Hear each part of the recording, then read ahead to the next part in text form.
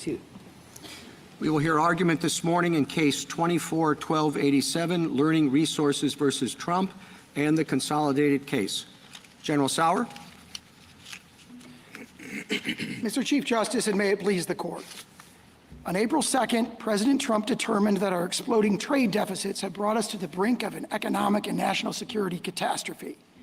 He further pronounced that the traffic of fentanyl and other opioids into our country has created a public health crisis, taking hundreds of thousands of American lives. President Trump has declared that these emergencies are country-killing and not sustainable, that they threaten the bedrock of our national and economic security, and that fixing them will make America a strong, financially viable, and respected country again. Due to IEEPA tariffs, President Trump has negotiated agreements worth trillions of dollars with major trading partners, including most recently China. Unwinding those agreements, he warns, would expose us to ruthless trade retaliation by far more aggressive countries and drive America from strength to failure with ruinous economic and national security consequences. In Dames and Moore against Regan, this court held that IEEPA's sweeping and unqualified language grants the president's actions the strongest presumption of validity and the widest latitude of judicial interpretation. Yet plaintiffs argue that tariffs, IEEPA's least blunt and most nimble tool, are virtually the only tool that Congress did not grant the president to deal with foreign emergencies. That is wrong. The phrase regulated importation plainly embraces tariffs, which are among the most traditional and direct methods of regulating importation. And plaintiffs concede that IEEPA authorizes quotas and other tariff equivalents. The major questions doctrine does not apply here. IEEPA confers major powers to address major problems on the president, who is perhaps the most major actor in the realm of foreign affairs. And the non-delegation doctrine casts no doubt on IEEPA because Congress may assign the president broad authority regarding the conduct of foreign affairs, where he enjoys his own inherent Article II powers. I welcome the court's questions. Would you spend a few minutes on why exactly the major question doctrine doesn't apply to the president in this case? Yes, Justice Thomas, and I may make 2 or 3 points on that front. First of all, though the major questions doctrine may apply to the president in other contexts, specifically in the foreign affairs context where he has his own inherent Article II authority, it's a particularly poor fit to apply the major questions doctrine, and that's for at least 2 reasons. First of all, just as a matter of kind of common sense interpretation, one would expect Congress to confer major powers on the president to address major, sort of international crises, so to speak, in foreign arising emergencies, that's just sort of a natural common sense thing you expect Congress to do. And in fact, Justice Jackson in his Youngstown opinion addressed this very situation in pages 652 and 653 when he says, this is the system within this is the procedure within our constitutional system that we have developed to strike the balance. What Dames and Moore described as the never-ending tension between the need for the executive to have robust powers to address emergencies and to subject it to checks and balances. What our constitutional system has devised to address that particular problem, that never-ending tension, is the system where Congress confers broad and necessary powers in advance and subjects them to ongoing political oversight, which is exactly what you see in IEEPA. So that's one reason. One reason, just as a matter of common sense interpretation, you would expect Congress to grant major powers to the president, who has his own broad range of major authority, inherent Article II authority in this context. And that is buttressed by the second point, which is— General, there, and I know that you have a second question, and I want to let you get to that. But just on that first reason, it seemed to depend a lot on the president's inherent Article II powers. And I'm wondering what exactly, which powers you're speaking of there, because tariffs, one would naturally think, is are the power to impose taxes, the power to regulate foreign commerce. These are not things that are thought of as Article II powers. They are quintessential Article I powers. So what kind of Article II powers are you relying on when you gave the answer about major questions to Justice Thomas? I would refer to what the court said, for example, in Egan, Department of Navy against Egan. That's a generally accepted view that the president has broad authority in the foreign affairs realm. Now, there's been debates about exactly how far it goes and how to draw the boundary between the president and Congress, but Egan, Garamendi, other cases, Curtis Wright, the court has recognized the president has broad inherent authority to address foreign situations, foreign affairs, foreign policy, including foreign arising emergencies. Now, we don't contend that he has says he has, at least in peacetime, inherent tariffing authority. What we have here is two layers. There's the layer, the bedrock of the president's inherent Article II powers, and layered on top of that is a sweeping delegation of authority from Congress. When you put those two things together, Congress is saying you have inherent powers to address international emergencies, and we're conferring on you the tools, including Article I tools, like, for example, the power to regulate foreign commerce. And I want to make a very important distinction here. We don't contend that what's being exercised here is the power to tax. It's the power to regulate foreign commerce. These are regulatory tariffs. They are not revenue-raising tariffs. The fact that they raise revenue is only incidental. The tariffs would be most effective, so to speak, if no person ever paid them, if they achieve their goals. If they, Counsel, you've already mentioned Dames and Moore three times, which surprises me a little because the court in Dames and Moore went out of its way to say that it was issuing a very narrow decision that pretty much expected to apply only in this case. Just a few quotes. It said, decisions in this area have been rare, episodic, and afford little precedential value for subsequent cases. Again, we lay down no general guidelines covering other situations not involved here and confine the opinion only to the very questions necessary to decision of this case. And it ended the opinion. It said, finally, we re-emphasize the narrowness of our decision. Now, this at issue in Dames and Moore was a different provision of IEPA, not at issue here, and certainly did not concern tariffs. So I don't quite understand how you can get as much out of Dames and Moore as you're trying to get. Maybe I could put it this way. You don't dispute that Dames and Moore is, as you stated, narrow opinion. However, it addressed certain principles that we think are equally applicable here. For example, the interpretive principle. Dames and Moore held, and again, it was the power to nullify and void, not the power to regulate, but it's in the very same sentence, in the very same statute, and the court quoted the First Circuit opinion and said, look, this is sweeping and unqualified language, which it didn't disagree with. And then it said, this particular provision where Congress has given these broad verbs, I mean, regulate is a capacious verb, admittedly, so are nullify, so are void, so are frankly all the other verbs there in the language in IEPA. The way the court thought about it is we are looking at this through the lens of Justice Jackson's opinion in Youngstown, and the court held specifically that these verbs place the president in Youngstown's zone 1. The court held that he is subject to the widest latitude of judicial interpretation, that he receives the strongest presumption of validity. I just don't understand this argument. It's not an article. It's a congressional power, not a presidential power to tax. And you want to say tariffs are not taxes, but that's exactly what they are. They're generating money from American citizens, revenue. And you say it's incidental to the regulatory purpose. But I don't see how a quota is equivalent to revenue raising. A quota sets a limit to what you can import in, but it doesn't generate revenue.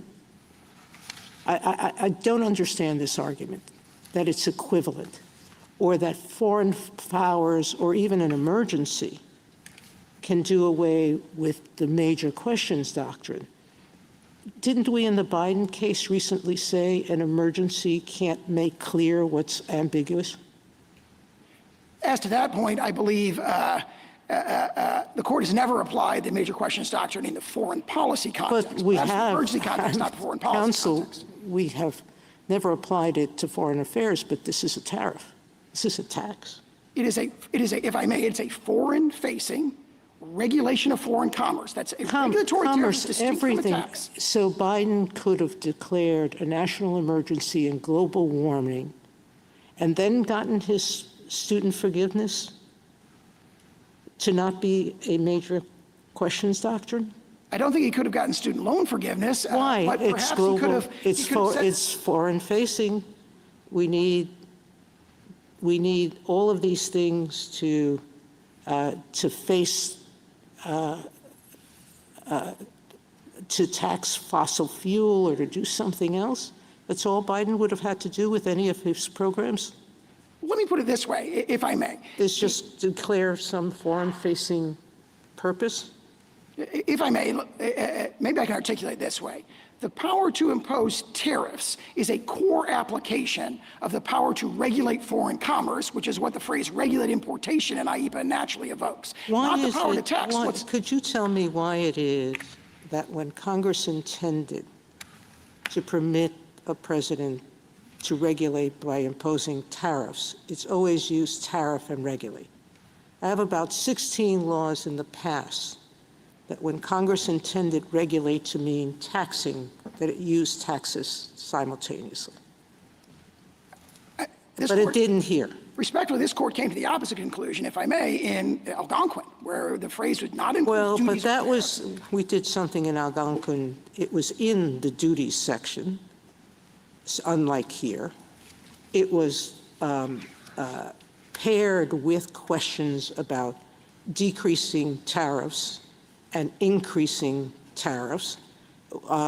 So it's a very different statute than the one at issue here. But the governing language, admittedly, the references to duties in Section 232A, 232C does not refer to them, and the court didn't refer to 232A at all, or the phrases duties or tariffs as analysis. What it held was the phrase adjust imports, which includes a verb that's narrower. But it was in the context, naturally encompasses. it was in context of activities that had to do with raising and lowering duties. Here, the verbs that accompany regulate have nothing to do with raising revenues in the form of taxes. And counsel, Algonquin wasn't a textualist opinion. Do you agree with that? In other words, the analysis that the court was using there was really keyed to the legislative history of that statute, and it wasn't as though we were doing an interpretation of the word adjust. I disagree with that. I think you read the opinion, first it talks about plain meaning, then it talks about statutory context, and then it goes on to legislative history, so it was all three of those. And the conclusion it came to, it directly addressed and rejected the argument that the D.C. Circuit had accepted in that case, which is that when Congress wants to delegate the authority to tariff, it uses a consistently explicit and well-defined approach, which is to use these magic words, tariff, tax, impost, and so forth. All right, the court said, no, Congress is not bound to use that particular formulation when it wants to confer this power. Let me ask you about the premise of your argument, which you sort of started at the beginning saying that one would expect for Congress to give the president a broad leeway in this kind of foreign affairs context. And I guess I'm wondering whether you also don't have to contend with the actual purpose of IEPA in making this argument, because as I understand it, that the IEPA was designed and intended to limit presidential authority, that Congress was concerned about how presidents had been using the authority under the predecessor statute, TWIA, and it's pretty clear that Congress was trying to constrain the emergency powers of the president in IEPA. So it seems a little inconsistent to say that we have to interpret a statute that was designed to constrain presidential authority, consistent with an understanding that Congress wanted the president to have essentially unlimited authority.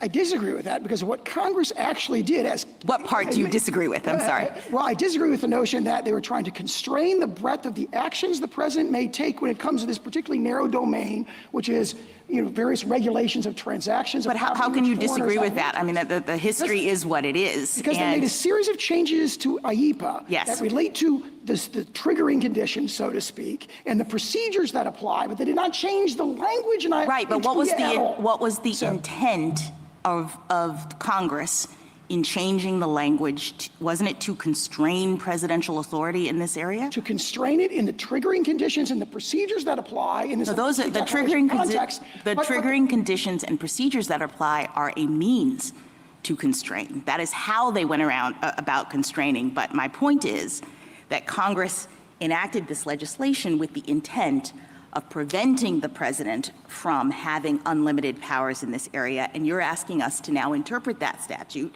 consistent with an understanding that Congress wanted to allow the president to do pretty much whatever he wanted in this area. Congress took the language from TWIA and enacted the very same language, and most importantly here, the very same phrase, regulate importation, in IEPA. And therefore, the natural inference is Congress did not intend to change the scope of authority, the powers, the tools the president can exercise. Did any president under TWIA use that language to impose tariffs? Well, yes, President Nixon's 1971 tariff. Not a tariff. That wasn't a tariff. It was a licensing agreement during wartime. It was a specific thing.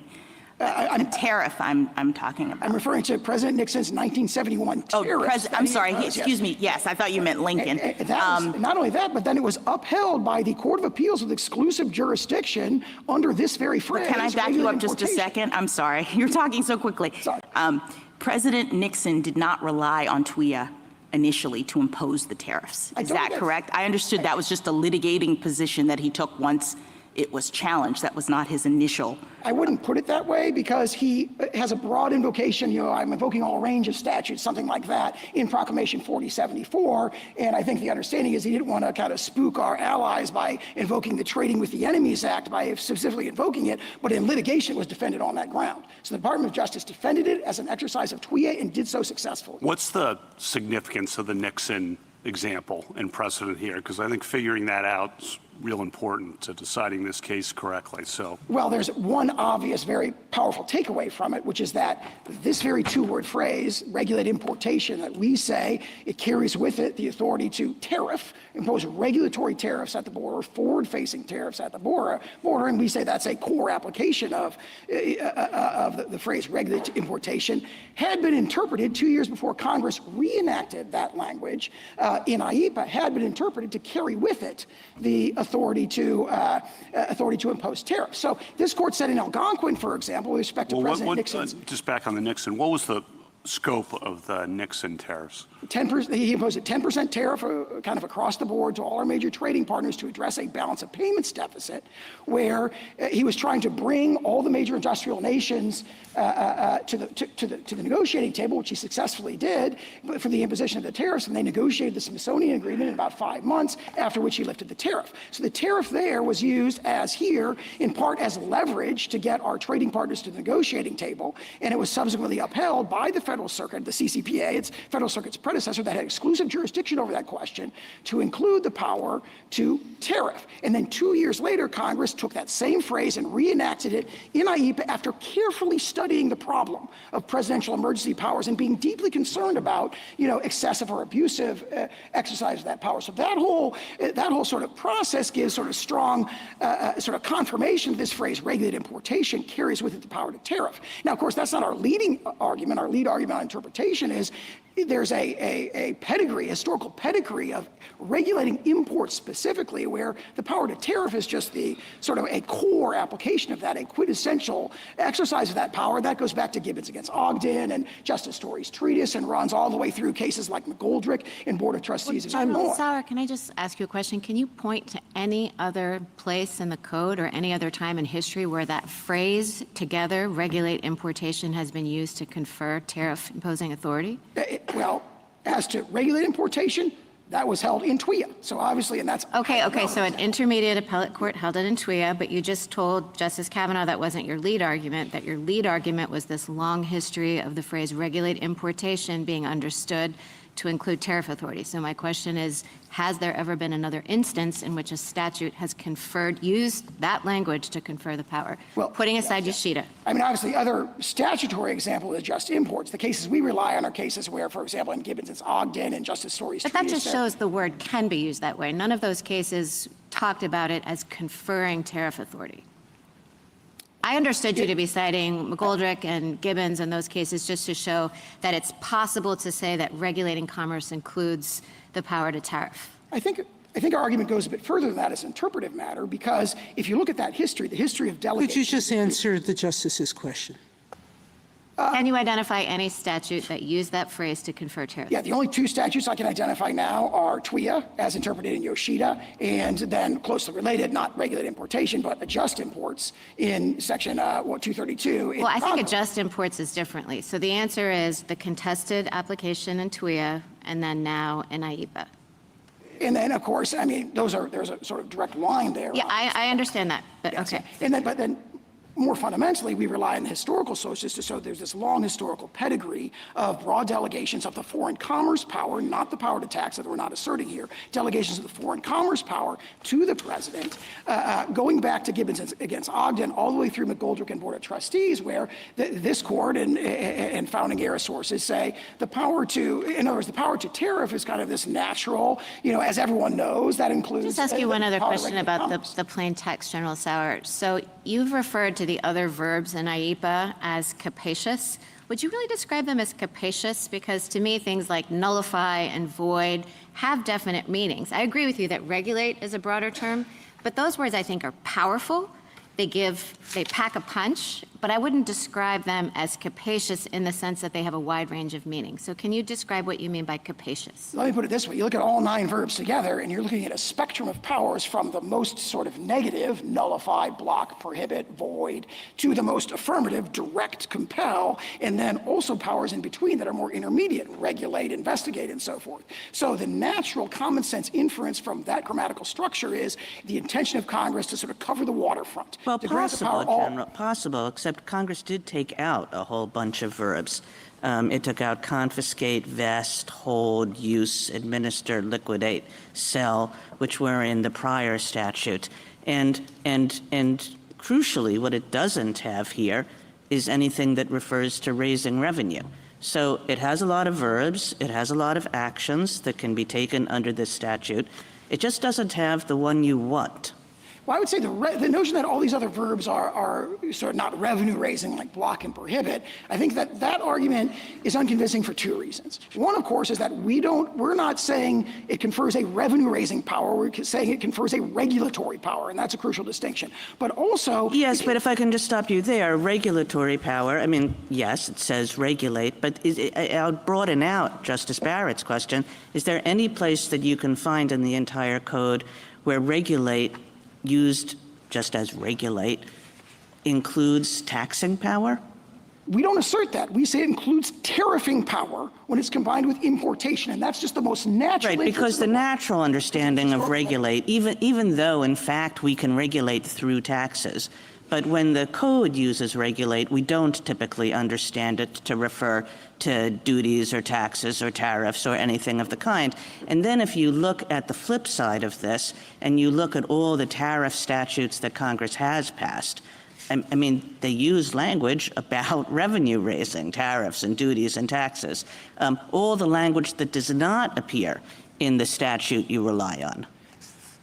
Start with sort of grammatical structure of the statute, then refer to the other statutes. Regulate importation. You put those 2 words in combination. That's the inference from that is, the founders discussed with this sort of like, as everyone knows attitude. Regulate importation, one of the most natural applications of that is the power to tariff. So when Congress confers the power to regulate imports, it is naturally conferring the power to tariff, which it has delegated to the executive branch, again and again and again. Going I'm back to sorry, the counsel. origins. It doesn't say regulate tariffs. It says regulate importations and exportations. You agree that they can't put taxes on exportations From the states. Yeah, we constitutionally. agree with that, yes. All right?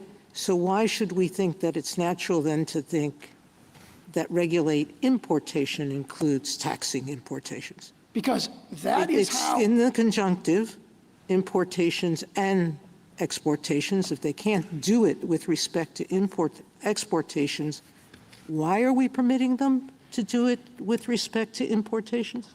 Because as this court has recognized, going back to Gibbons against Ogden and going through McGoldrick and Board of Trustees, the phrase, when you're regulating imports, tariffing is a core application of that. So in other words, if you're saying go regulate trading in securities, So that why doesn't is come with a it that tariffing Congress, connotation. why is it that Congress has always used regulate and tax together in the code? Are you telling us that with respect to its use of regulate in other statutes, the taxing reference is superfluous? They didn't need to do that? I'm not sure what other statutes use regulate and tax together, but this statute has a specific historical pedigree going back to its enactment during World War I in 1917, where the phrase regulate importation is evoking an inherent power to tariff that became established in the 19th century in cases like Hamilton against Dillon and so forth. And that history is, I think, set forth in Professor Baumsei's amicus brief. Counsel, some time ago you dismissed the applicability of the major questions doctrine, and I want you to explain that a little bit more. I mean, it seems that it might be directly applicable. You have a claim source, an IEPA, that had never before been used to justify tariffs. No one has argued that it does until this particular case. Congress uses tariffs in other provisions, but not here, and yet and correct me on this if I'm not right about it, the justification is being used for a power to impose tariffs on any product from any country in any amount for any length of time. That seems like, I'm not suggesting it's not there, but it does seem like that's major authority, and the basis for the claim seems to be a misfit. So why doesn't it apply again? Well, we agree that it's a major power, but it's in the context of a statute that is explicitly conferring major powers, that the point of the statute is to confer major powers to address major questions, which are emergencies. So it'd be unusual to say, look at the statute and say, we're not going to find a major power here. Well, but the exercise of the power is to impose tariffs, right? And the statute doesn't use the word tariffs. But it uses the word regulate importation.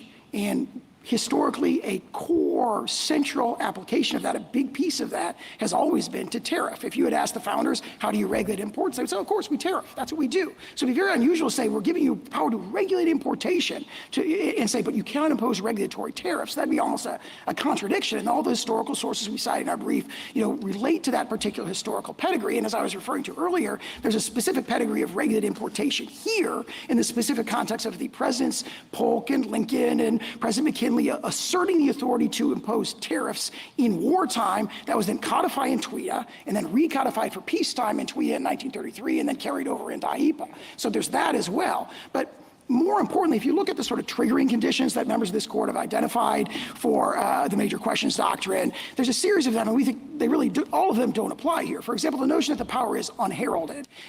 You referred to the fact that IEPA has never been asserted to invoke tariffs, but of course, the immediately predecessor statute, the tariffs that President Nixon imposed on that were upheld under this very language. So this, I would say this is, and it was recodified in IEPA 2 years later. So this is kind of the opposite of unheralded power. It's also heralded because there's this long-standing delegation, a tradition of very broad delegations of the foreign commerce power going back to the founding, going back to Well, yeah, foreign commerce part, but I mean, and I think this is a question for the other side as well. It's two-facing. Yes, of course, tariffs in dealings with foreign powers, but the vehicle is imposition of taxes on Americans, and that has always been the core power of Congress.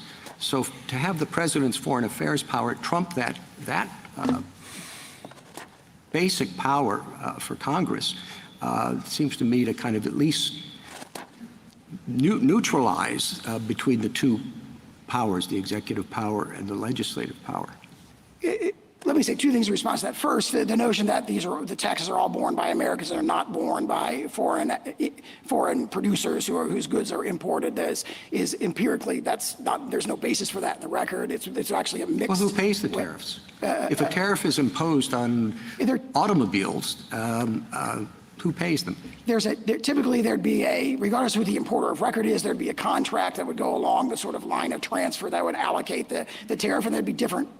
Sometimes the foreign producer would pay them. Sometimes the importer would bear the cost. The importer could be an American, could be a foreign company. A lot of times it's a wholly owned American subsidiary of a foreign corporation. So it gets allocated. The empirical estimates range from like 30% to 80% of like how much is borne by American it's citizens. been suggested that the tariffs are responsible for significant reduction in our deficit. I would say that's raising revenue domestically. There certainly is an incidental and collateral effect of the tariffs that they do raise revenue, but it's very important that they are regulatory tariffs, not revenue-raising tariffs. And the way you can see this, I think, if you look at this policy is by far the most effective if nobody ever pays the tariffs. And I say two policies, right? So if you look at the trade deficit emergency, if nobody ever pays the tariffs and instead Americans direct their consumption towards American producers and stimulate the rebuilding of our hollowed out manufacturing base, then the policy is by far the most effective. So a tariff, a regulatory tariff that... Why not do what the statute permits?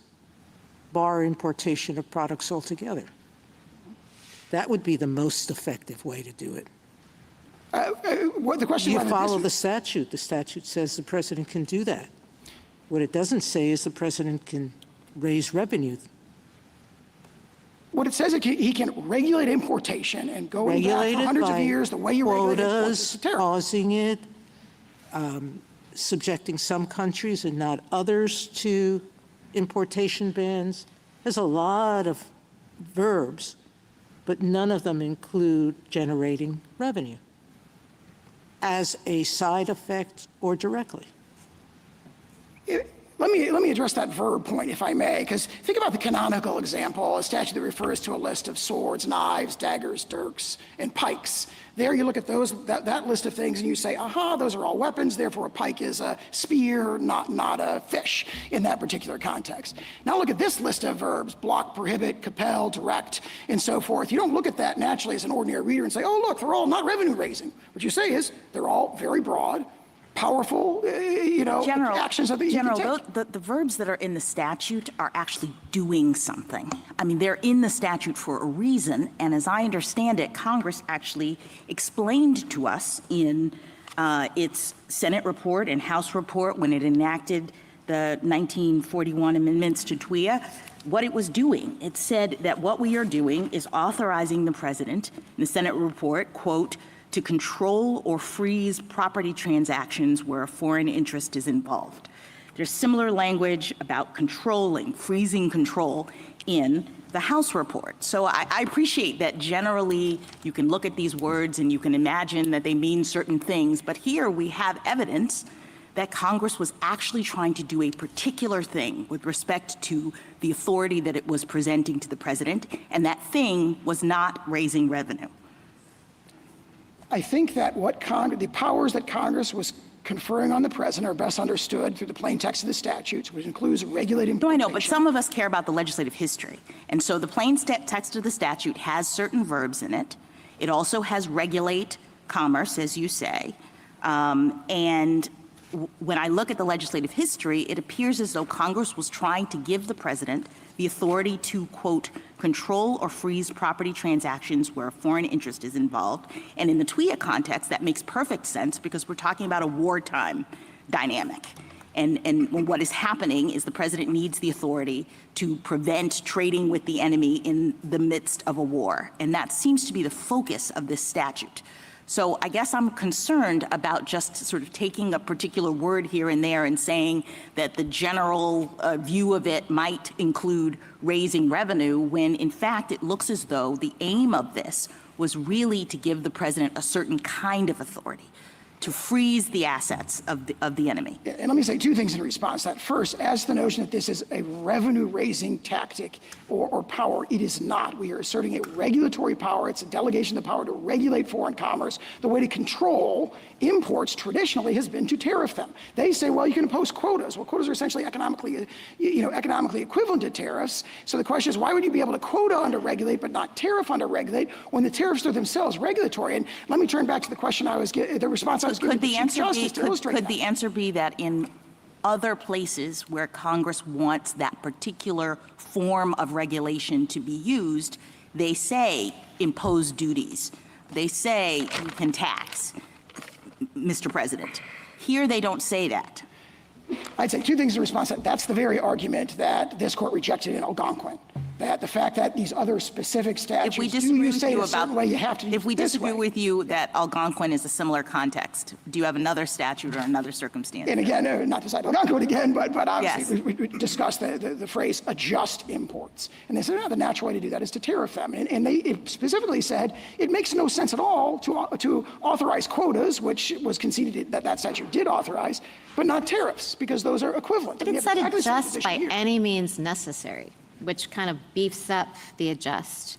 And also, and this is actually, I just don't know the answer to this question, so maybe you can help and maybe the other side can help as well.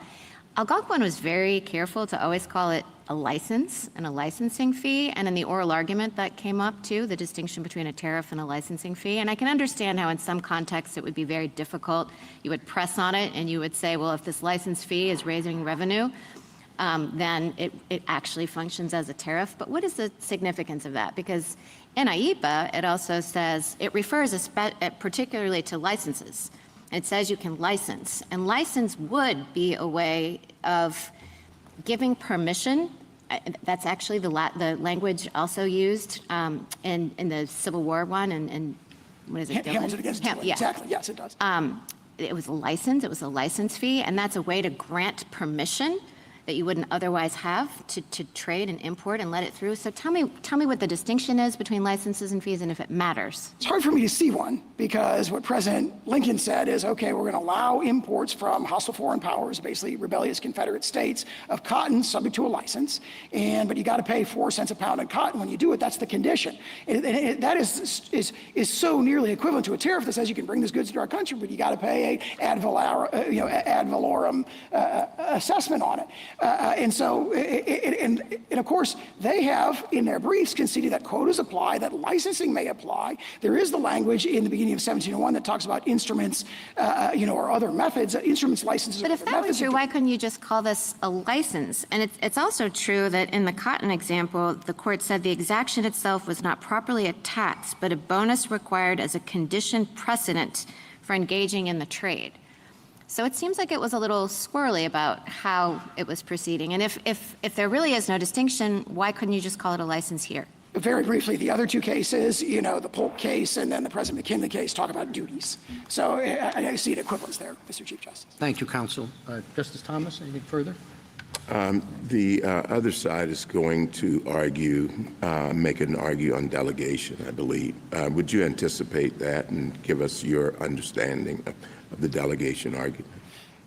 Yes, Justice Thomas. I'd say a couple things in response to that. First of all, this court has stated that the non-delegation doctrine does not apply with anything like the same force as it does in the domestic context in the foreign context. And that, again, to cite Dames and Moore again, Dames and Moore cites Youngstown, and Youngstown in footnote 2 of Justice Jackson's opinion, he goes into detail about this. He addresses Curtis Wright. He says there's a lot of broad dicta in Curtis Wright, but the holding of Curtis Wright, the ratio dissidenti, is that the domestic non-delegation doctrine does not apply with the same force in the foreign context. And then he uses that phrase, does not apply. He says the strict limitations on delegation that apply, in the internal context do not apply in the external context. And so we rely on that line of cases. And for the reasons I talked about earlier, where we're talking about a situation where the president has his own inherent authority to address foreign arising emergencies, and Congress is conferring tools on him that expand his ability, his capacity to do so, we are in the area of Youngstown Zone 1. A few times you have alluded to the history as being important in interpreting the statute, and also that this language comes from the Trading with the Enemies Act, and that has its own pedigree. Could you just sketch out this direct line that you were alluding to as a basis for interpreting the current emergency statute as you would like it interpreted? Yes, Justice Thomas, and turning back to the response I was giving to Justice Barrett earlier, there is, I think it's very well set out in Professor Baumsei's amicus brief, there is this history of presidents using a tariffing power or a tariff equivalent power, very, very close to tariffing power, in wartime to tariff trading with enemies. And that is when the Trading with the Enemy Act was enacted in 1917, it was deliberately evoking that. And when it brings in the power to regulate importation, it's essentially codifying for an inherent power the president's already recognized to have. And then in 1933, when that power is expanded to an area where he wouldn't inherently have it, the peacetime context, that codification, the meaning of that remains the same. The regulate importation language that's brought in from TWIA and then ultimately to IEPA in 1977 is carrying with it that connotation, and that's reinforced by all the cases we cited in our brief where there's been extremely broad delegations of the power to tariff specifically and the power to regulate foreign commerce more generally, going back to the time of the founding, which ties to your question about non-delegation. Justice Alito? The court of the CCPA said things in Yoshida that are helpful to your position, but it also said some other things. It said that future surcharges, quote, must of course comply with Section 122 of the Trade Act of 1974, and it said that the Trading with the Enemy Act did not authorize the president to, quote, fix rates of duty at will without regard to statutory rates prescribed by Congress. So do you think that Congress, to the extent Congress had that decision in mind and relied on it, do you think it also relied on those statements in the opinion. Not in the same way, because those statements are read into other provisions of TWIA that Congress did not enact in a NEPA. They may still be there in TWIA, but those are limitations that it wouldn't make sense to do. And I think the significance of Yoshida is at a higher level. Keep in mind that their principal position is no tariffs at all. Regulated importation just doesn't carry a connotation of the power to tariff. And we say we've got historical sources going back to Gibbons against Ogden that say the opposite. But more fundamentally, everyone knew that at the time IEPA was enacted that regulated importation had just very visibly and very prominently been upheld to include a sweeping global tariff. Thank you. Mrs. Sotomayor? I'd like to go back to Justice Barrett's question on the word license as used in AIPA. It's not used as a verb, it's used as a noun. The President may, under such regulations as he may prescribe, by means of instructions, licenses, or otherwise, then do what the verbs permit him to do. By license, he can nullify, void, prevent, or prohibit any acquisition, etc. So license is not being used as a verb that through licensing he can raise revenue. He can only use licenses to accomplish the verbs. So I don't understand how we can treat licensing as equivalent to revenue raising. As used in IEPA, the license is only to accomplish what B permits. In Hamilton against Dillon, licenses, once you had the license, then you had to pay the fees, the license fees to get it in, and those the are point I'm economic making, equivalent which tariffs. is that the only use of license here is a noun. You can license to accomplish the powers that B gives the president. Let me be clear, we rely on the phrase regulate importation. We're not saying that Exactly. executive You're order not for relying on license. licenses for that reason. No, I only cite that language, that introductory language about, instruments, licenses, That or you can't otherwise, rely on as revenue. another layer of breadth in this particular Counsel, statute. would you listen to my question? You're not relying on license for the reason I just said, because it is a noun, not the verb. You're relying on regulate, correct? Yes, we're relying on regulate importation. And despite the fact that no other president in the history of AIPA has ever used tariffs as a power under AIPA. Well, President Nixon did so Under a predecessor, and we have all the limitations of that. All right. Number two, whenever Congress intends to permit taxing and regulate, it uses the word tax and regulate in every other statute, correct? I don't concede that. I mean, two very visible examples, again, are TWIA and Section 122. We're back to the question here. Okay. Thank you, Counsel. Justice Sotomayor? No, she's Justice Sotomayor. She just finished. Justice Kagan? General And Sa- they're friends? I want to take you back to Justice Thomas's question about non-delegation. And if I understood your answer correctly, it was really similar to the answer that you started off with when you talked with Justice Thomas about the major questions doctrine, which is sort of everything's different because the president has independent constitutional powers in this area. And so that if one does not think that with respect to tariffs, if one thinks that a tariff is a taxing power, is a regulation of foreign commerce that is really delegated by the Constitution to Congress, that argument does not sound so well. And in fact, when you look at J.W. Hampton, which gives rise to the non-delegation test that we usually use, J.W. Hampton is a tariffs case.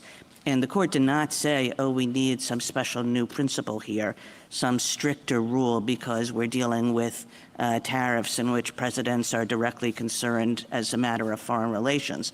It enunciated the test we use for all non-delegations. So how does that fit with your theory? 8 years later, in Curtis Wright, the court held the non-delegation doctrine for domestic affairs does not apply with the same force as it does in But foreign not with affairs. respect to tariffs, not with respect to quintessential taxing powers, which are given by the Constitution to Congress. I think justices of this court have recognized in their opinions that one of the reasons that the non-delegation doctrine that intelligible principle test hasn't packed as much punch as Justice Kavanaugh said in one of his opinions as it might otherwise have done, is it did arise in the foreign affairs context, because there the court has historically been very, very comfortable with very broad delegations. Chicago and Southern Airlines, another case from the 1930s, shortly after J.W. Hampton talked about the very large delegations of the foreign commerce power being very effective. And of course, this goes back to the very dawn of the Republic in 1790, for example. Congress conferred on President Washington basically the entire Indian commerce power. It said, go, get licenses, right, to do commerce with the Indians, and they'll be subject to whatever rules and regulations President Washington can make. So I do think there's a profound consistency between the announcement of the intelligible principle test in J.W. Hampton and then the subsequent recognition by this court in Curtis Wright that the non-delegation doctrine doesn't apply with the same force in this context. In Consumers Research just last year, we had a tax before us, and the question was this a delegation issue? It was, of course, a much smaller tax, which dealt with many fewer taxpayers. Notwithstanding that, we said if there's no ceiling on this tax, we sort of assumed that if there were no ceiling on this tax, it would raise a delegation problem. And most of the opinion was given over to showing that there, in fact, was a ceiling on the tax, not a quantitative one, but a qualitative one. But how does your argument fit with the idea that a tax with no ceiling, a tax that can be anything, that here the president wants, there an agency wants, would raise a pretty deep delegation problem? First of all, I can't say enough. It is a regulatory tariff, not a tax. And that, I think, ties to my response to that, which is that this is a totally different context. This is IEPA, a statute that Congress carefully crafted to grant the president admittedly broad powers to address foreign arising emergencies. It's outward facing to foreign affairs, where there's the broadest level of deference to the political branches, this court has recognized in many cases. And it imposed not a floor or limit on the amount of a tariff that could be imposed very naturally, because, for example, as this court said in Loving, quoting Alexander Hamilton in the Federalist number 23, it's impossible to foresee either what exigencies may arise or what tools may be needed to address those exigencies, the means that may be required to address those exigencies. Instead, Congress grant very broad powers, but they're confined to a particular domain. This domain is any property in which any foreign government or any national thereof has any interest. So the sort of discipline, if one were to apply, we say you shouldn't, but if you were to apply the non-delegation doctrine, the domestic-facing non-delegation doctrine in this context, there's a significant limitation there. Yeah, you so have my last but question something- really does have to do with that point, which is how or whether this is confined. Because if you look at Title 19, which is loaded with tariffs and duties of various kinds, all of them have real constraints on them. They are, you can't go over X percent, or it can't last more than 1 year. And of course, the way you interpret this statute, it has none of those constraints. And the question arises why it is that any president ever would look to the tariffs in Title 19 if sub silentio, if you will, this statute gives the president the opportunity to blow past those limits. This statute has its own constraints. They are constraints that are appropriate for the context, which is internationally arising emergencies. They are carefully crafted by Congress to address that, and they are admittedly different. They're in Section 1701. The president has to make a formal declaration of a national emergency, which subjects him to particularly intensive oversight by Congress, natural lapsing, repeated review, reports, and so forth. It says you have to consult with Congress to the maximum extent I mean, you possible. yourself think that the declaration of emergency is unreviewable. And even if it's not unreviewable, it's of course the kind of determination that this court would grant considerable deference to the president on. So that doesn't seem like much of a constraint. But it is. And in fact, we've had cases recently which deals with the president's emergency powers, and it turns out we're in emergencies everything all the time, about like half the world. Well, this particular emergency is particularly existential, as Executive Order 14257 says, and of course, no one disputes the existential nature of the fentanyl crisis, which, we had an agreement last week to create progress on, which illustrates the effectiveness of the tariffs tool here. But the point I would make in response to that is, those are, even if there's limited judicial review, which is very natural in the foreign affairs context, this court has always granted the president the presumption that he's acting in good faith. There are real hurdles there, very significant. It's got to be an unusual, extraordinary threat. that arises in whole or substantial part outside the United States, so it's entirely foreign-facing, into the national security, economy, or foreign policy of the United States. So there are those. Then there's 1701B, which talks about how it can be used for this and for no other purpose. Then there are limitations in Section 1702B. Then there is the limitations that I referred to earlier about what he can actually do. He can do a heck of a lot, but only when he's dealing with property in which foreigners have an interest. And that's a pretty narrow domain. That's quite a silo, so to speak. And then, of course, overarching it all, there's congressional oversight. And you may say congressional oversight may not have much bite, but Congress didn't think so. Congress crafted this compromise. It balanced the never-ending tension. When it drafted AEPA, it had its eyes open. As the dissent below says, its eyes open looking at the problem of sweeping emergency powers for an executive who may use them in a way that's excessive versus the need to address unforeseeable Thank you, emergencies. General. Justice Gorsuch. General, just a few questions following up on the major questions discussions you've had. You say that we shouldn't be so concerned in the area of foreign affairs because of the president's inherent powers. That's the gist of it, as I understand it, why we should disregard both major questions and non-delegation. So could Congress delegate to the president the power to regulate commerce with foreign nations as he sees fit? To lay and collect duties as he sees fit?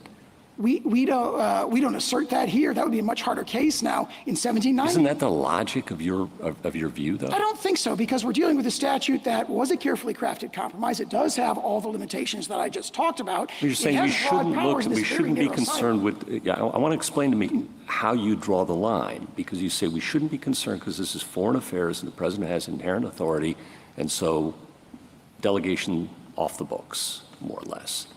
And if that's true, what would prohibit Congress from just abdicating all responsibility to regulate foreign commerce, for that matter, declare war, to the president? We don't contend that he could do that. If it did, why not? Well, because we're dealing with a statute, again, that has a whole series I'm not of asking about the disciplines statute. limitations. General, I'm not asking about the statute. I'm asking for your theory of the Constitution and why the major questions of non-delegation, what bite it would have in that case. Yes, I would say by then you would move from the area where there's enormous deference to the president, actually both the political branches, where here there's inherent authority, and piled on top of that there's a broad delegation. You're saying there's inherent authority in foreign affairs, all foreign affairs. So regulate commerce, duties and tariffs and war. It's inherent authority all the way down, you say. Fine. Congress decides tomorrow, well, we're tired of this legislating business. We're just going to hand it all off to the president. What would stop Congress from doing that? That would be different than a situation where there are metes and bounds, so to speak. It would be a wholesale application. You say we are not here to judge metes and bounds when the foreign affairs. That's what I'm struggling with. You'd have to have some test. And if it isn't the intelligible principle test or something more with more bite than that, you're saying it's something less. Well, what is that less? I think what the court has said in its opinions is just that it applies with much less force, more limited application in this context. So perhaps the right to approach it is a very, very deferential application of the intelligible principle test, that sort of wholesale application of. All right, so now you're admitting that there is some non-delegation principle at play here, and therefore major questions as well. Is that right? Very limited, very, very deferential. Okay. Limited is what, and again, the phrase that Justice Jackson uses, it just does not apply, at least. I know, but that's where you started off, and now you've retreated from that, as I understand it. Well, I think we would, as our frontline position, assert the stronger position, but if the court doesn't accept it, then if there is a highly deferential. Can you give me a reason to accept it, though? That's what I'm struggling and waiting for. What's the reason to accept the notion that Congress can hand off the power to declare war to the president? Well, we don't contend that. Again, that would be. Well, you do. You say it's unreviewable. There's no manageable standard, nothing to be done. And now I think tell me if I'm wrong. You backed off that position. Maybe that's fair to say. Okay, all right. That would be, I think, an abdication. That would really be an abdication, not a delegation. I'm delighted to hear that, Okay. All right. And then I wanted to return to something Justice Sotomayor asked under this statute, okay? So now we're in the statute. It's a major question, though. Could the president impose a 50% tariff on gas-powered cars and auto parts to deal with the unusual and extraordinary threat from abroad of climate change? It's very likely that could be done. Very likely. I think that has to be the logic of your view. Yeah, in other words, obviously this administration would say that's a hoax, it's not a real crisis, but. I'm sure you would. Yes, but that would be a question for Congress under our interpretation, not for the courts. All right. And then on this inherent authority idea, I understand the president's inherent authority in wartime, and a lot of your examples of regulating commerce, and maybe your best one, Hamilton, during the Civil War, they occurred during wartime when the president's commander-in-chief power is clearly in play. Does the president have inherent authority over tariffs in peacetime? No, we do not contend that. Okay. And in fact, and I'd cite, if I may, I point the court to two cases. They're Loving against United States and then Masery that's cited in Loving. Those are situations, for example, Loving against United States, the president had broad Article II inherent authority. There was the commander-in-chief power. But this court held he does not have inherent authority to do the power that was delegated to him, right, which is the power to, identify aggravators that make you eligible for the death penalty in court-martial trials.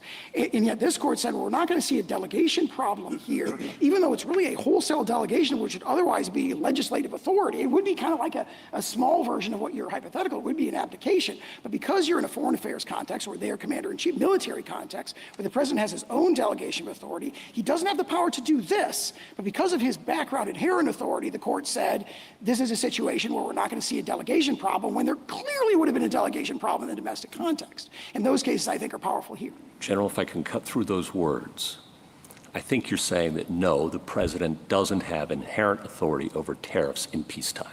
Absolutely. That is, we do not assert that. We say that Congress can delegate that to him, and when Congress does so, as it does when it uses the phrase regulate importation. I follow all of that. I agree. Okay. You emphasize that Congress can always take back its powers. You mentioned that a couple of times. But don't we have a serious retrieval problem here? Because once Congress delegates by a bare majority, and the president signs it, and of course every president will sign a law that gives him more authority, Congress can't take that back without a supermajority. And even then, it's going to be veto-proof. What president's ever going to give that power back? Pretty rare president. So how should that inform our view of delegations and major questions? I would look at the balance that Congress struck, because what Congress did initially, it had a two-house legislative veto. And we struck that down. Yeah. And then Congress went back to the statute and amended it. Yeah. It took out the legislative veto and left in the joint resolution, but still left the president with all those powers. That's what Congress did? Yes. Fair enough. As a practical matter, in the real world, it can never get that power back. I disagree, because in January 2023, Congress voted to terminate one of the biggest IEPA emergencies ever, the COVID emergency, and the president went along with that. So what the statute reflects is there's going to be the ability for a sort of political consensus against a declared emergency. Well, what happens when the president simply discipline. vetoes legislation to try to take these powers back? Well, he has the authority to veto legislation to terminate a national emergency, for example. I mean, he retains the powers in the background because IEPA is still on the books.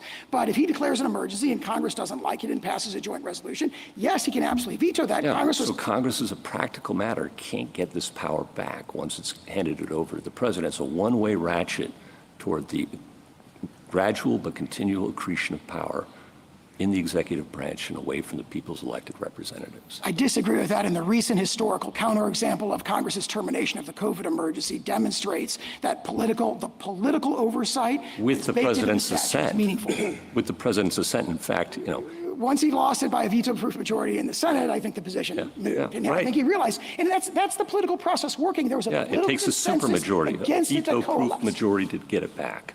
Yeah. Okay. One other question. Do you think tariffs are always foreign affairs? I do think they would.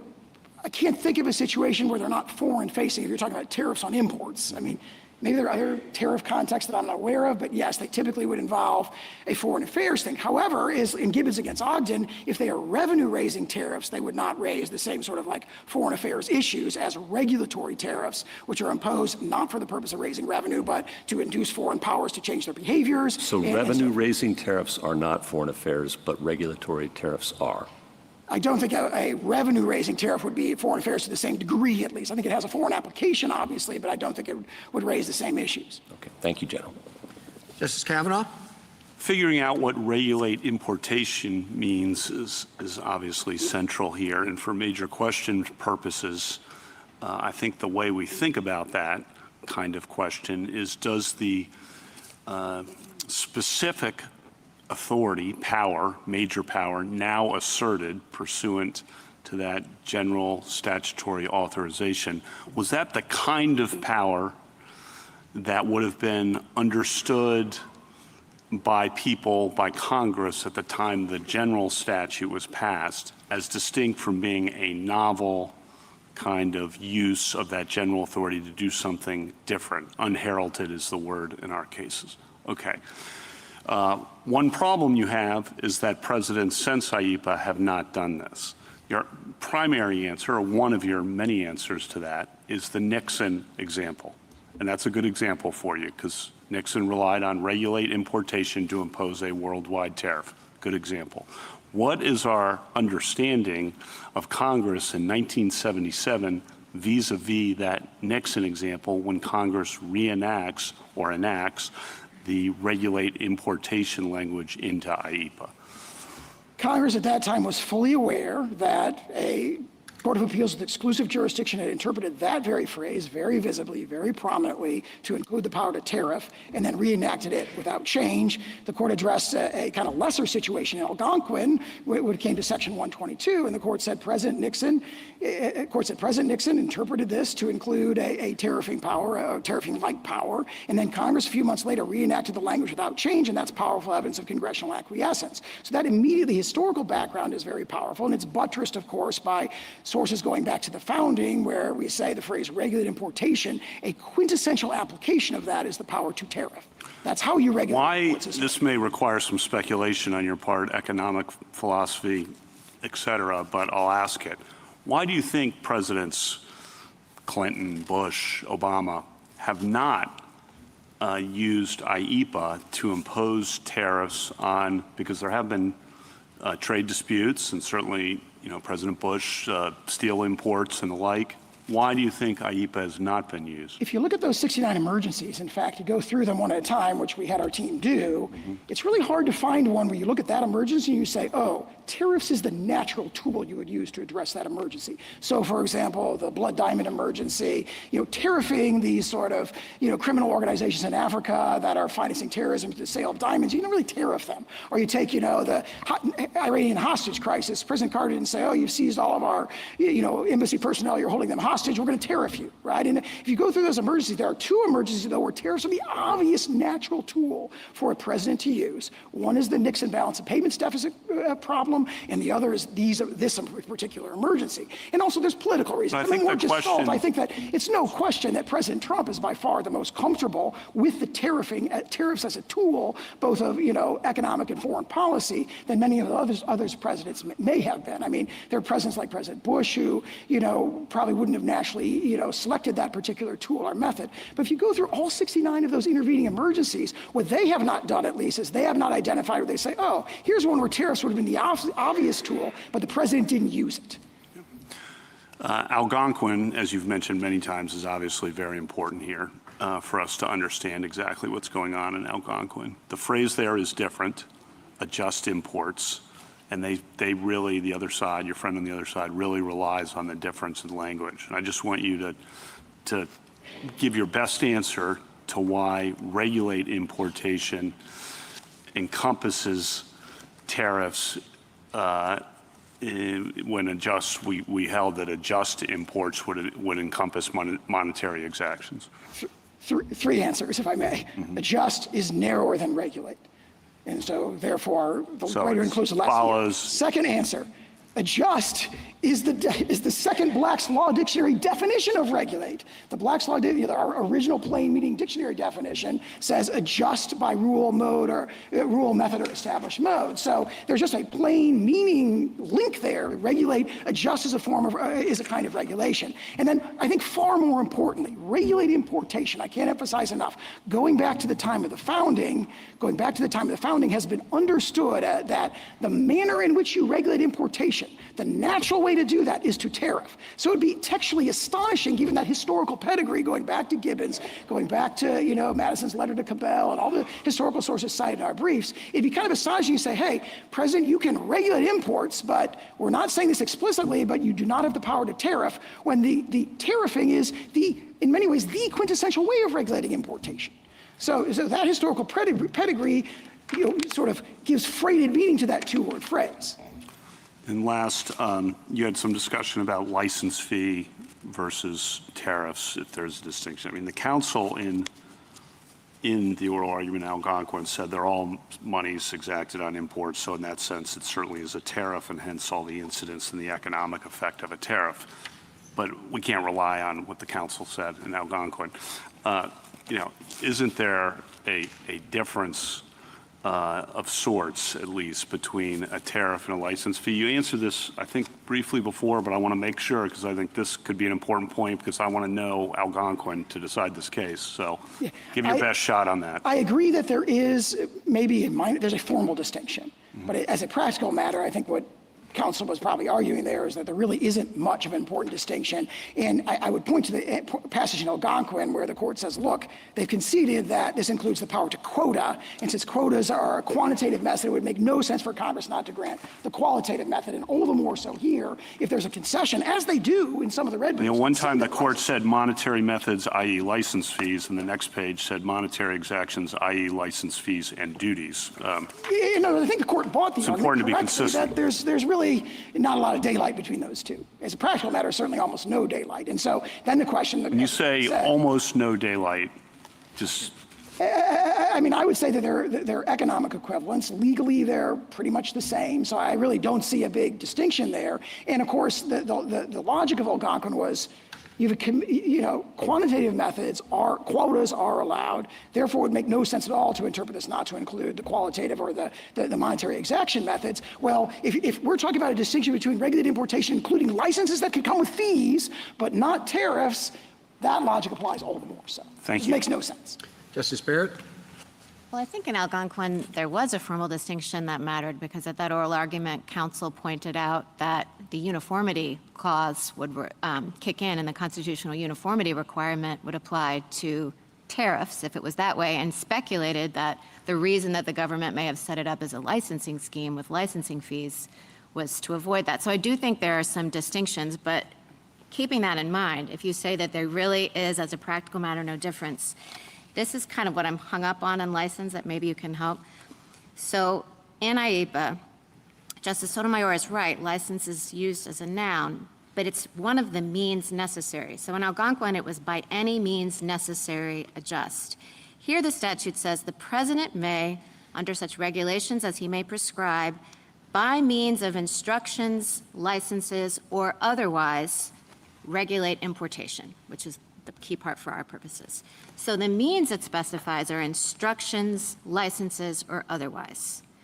So I think it would, one argument might be that it would have been natural for Congress to put the president may, by means of instructions, licenses, tariffs, or otherwise. With an adjustum generis thing, I think you have to rely on the or otherwise, picking up more.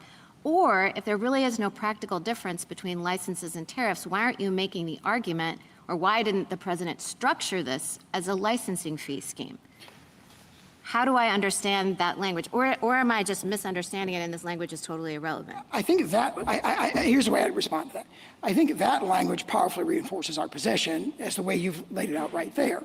Because, first of all, regulated importation, we say, and based on extensive historical pedigree, the core application of that is tariffing. To list tariffing again would have been essentially redundant and unnecessary, especially if you look at the specific historical background of TWIA, where TWIA was enacting a tariffing power or a licensing-like power, that was described as, again, duties and tariffs equivalently. Okay, but I don't understand, because I think you have to put together A1 and then B. So I think what you would be saying is, he may prescribe by means of tariffs. I think what you're saying is by means of instruments, licenses, or otherwise. By instructions, licenses, or otherwise. Instructions, licenses, tariffs? otherwise. Okay. That otherwise, if you say instructions, licenses, or otherwise, and we're asserting a power that's very, very similar to licensing, otherwise naturally carries that with it. But that's not our principal position. Our principal position is regulated importation means that. Okay. Right? And so you don't need to say it again. However, if Congress has authorized them to do it by licenses that could come with fees that are economically equivalent to tariffs, and then it says otherwise, that just reinforces the same conclusion that we get out by using the phrase. Okay, then question just to follow up on Justice Gorsuch's thing about how can Congress ever get this delegation back. You said, well, listen, you point to the Congress's ability to terminate emergencies, which it's done. But if Congress ever wanted to get the tariffing power back, it would have to have a veto-proof majority, because regardless of the emergency, so if Congress wanted to reject let's say that we adopt your interpretation of the statute. If Congress said, whoa, we don't like that, that gives a president too much authority under IEPA, it's going to have a very hard time pulling the tariff power out of IEPA, correct? I don't know if it'd be a hard time. Certainly we'd have to have a veto-proof statutory majority. amendment, which would be true of any case where this court definitively interprets a statute. Yes, I think that the But Congress have to pass a definitively statute to interpreting a amend. statute that grants presidential power makes it particularly hard to get the president to not want to veto something, which, as Justice Gorsuch is pointing out, has him lose power. All right, I want to ask you a question about unusual and extraordinary threat, which we have not talked about yet. And I specifically want to talk about the reciprocal tariffs. These are imposed on, these are kind of across the board. And so is it your contention that every country needed to be tariffed because of threats to the defense and industrial base? Spain, France, I could see it with some countries, but explain to me why as many countries needed to be subject to the reciprocal tariff policy as are. Yeah, Executive Order 14257 spells out the nature of the emergency and basically says that there's this sort of lack of reciprocity, this asymmetric treatment of our trade with respect to foreign countries' trade that does run across the board. It is a global problem. I think that puts in context the argument they make that this power to tariff is so broad because you're applying to every country in the world. That conflates the nature of the tool, tariffing, which they're challenging here, with the nature of the declared emergency, which they haven't disputed. They haven't disputed, for example, that the president has correctly identified that virtually every major trading partner has this longstanding sort of asymmetric, unfair treatment of our trade. So the argument this power is so broad is really based on a conflation of two different things. One is the power, right? Imagine this. Imagine that, for example, President Reagan had wanted to convince South Africa to change its apartheid policies, and he'd impose tariffs on them. No one would bat an eyelash and say, well, that's too broad, that can't be in IEPA. The power to tariff is fits naturally with all those powers to block, prohibit, and seize and so forth. What they're saying, this is so broad because the emergency is so broad. But of course, that's a presidential determination and there's all kinds of basis for it. And also, keep in mind that the emergency is not like just the asymmetric treatment, it's the impact of the asymmetry, the underlying conditions, the hollowing out of our manufacturing base, the vulnerability of our supply chains, and of course, our defense industrial basis, the vulnerability of key inputs. Justice Jackson? So as I understand your response to Justice Barrett in that last question, you're saying that the power to tariff fits naturally with the power to block and seize. That was your example. But I guess I'm trying to understand then your argument from the text of the actual statute. Because the statute, unlike what you suggested to Justice Kagan, is focused on the actual actions that the president can take. In response to Justice Kagan, I understood you to say that Congress was giving the president broad authority to act, and it was within a particular domain, which is the domain of emergencies with respect to foreign power, but the president could basically do a lot of things. But when I read the statute, it is telling the president exactly what he can do: investigate, block during the pendency of an investigation, regulate, direct and compel, nullify, void, prevent, or prohibit. And I guess what is a little concerning to me is that your argument suggests that we should see the word imposed, the phrase imposed tariffs, in that same series of things that the president could do. We don't see that word, and instead you take regulate and say that must mean that. So I guess I'm getting back to Justice Barrett's maybe original question, which was, where else in the code has Congress used the word regulate to sub in for imposed tariffs? TWIA, and then this court's opinions, of course, have used regulate and import, or have pointed out that duties are the natural way to regulate foreign commerce. But you're saying we should not have expected to see the same level of granularity with respect to the president's authority to impose tariffs as we see here: investigate, block, direct and compel, nullify, et cetera. I think it would be very unusual for Congress to spell out all the ways that you can regulate in that So statute. regulate becomes a big catch-all. The rest of the other things, Well, I mean, we have a concession of that from the other side, that regulate at least includes qualitative methods, quantitative methods, quotas, licenses. They concede that regulate, there's a lot in regulate that's not spelled out there. And our point is you don't need to spell out tariffs because that's, like, of all of them, the most natural, the most quintessential method of regulating imports. and yet many presidents have not used regulate in this way to impose tariffs. I understand you point to President Nixon. We have licenses from Lincoln, but As no I one said, else. Justice Kavanaugh, presidents who are faced with international crises to which tariffing is the natural response, that's President Nixon and President Trump, have invoked this authority. And also, frankly, President Trump invoked this authority in May of 2019 as well. Can I ask you it's one more question? historically attested than they can see. Let me just ask one more question about the unusual threat. So in your conversation with Justice Gorsuch, that we had the climate change tariff hypo, and you indicated that there would be challengers to the notion that that was an unusual and extraordinary threat. And I'm just wondering, under your position, would they be able to make a legal challenge? Are you saying the court would not be able to review? On that particular That hypothetical, I think I said that'd be a question for Congress. So not Yeah, I don't. In other words, that wouldn't be the sort of thing that courts would want to wade into. Is this really an emergency? That would not be probably very unlikely. That'd be a situation where at least there'd be very, very, very deferential judicial review of that kind of determination. No, I'm asking People you. may dispute- Right, those are two different things.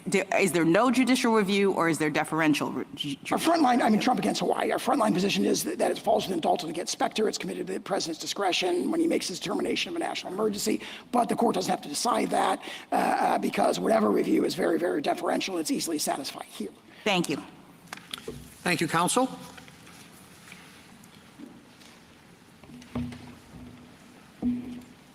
Mr. Katyal?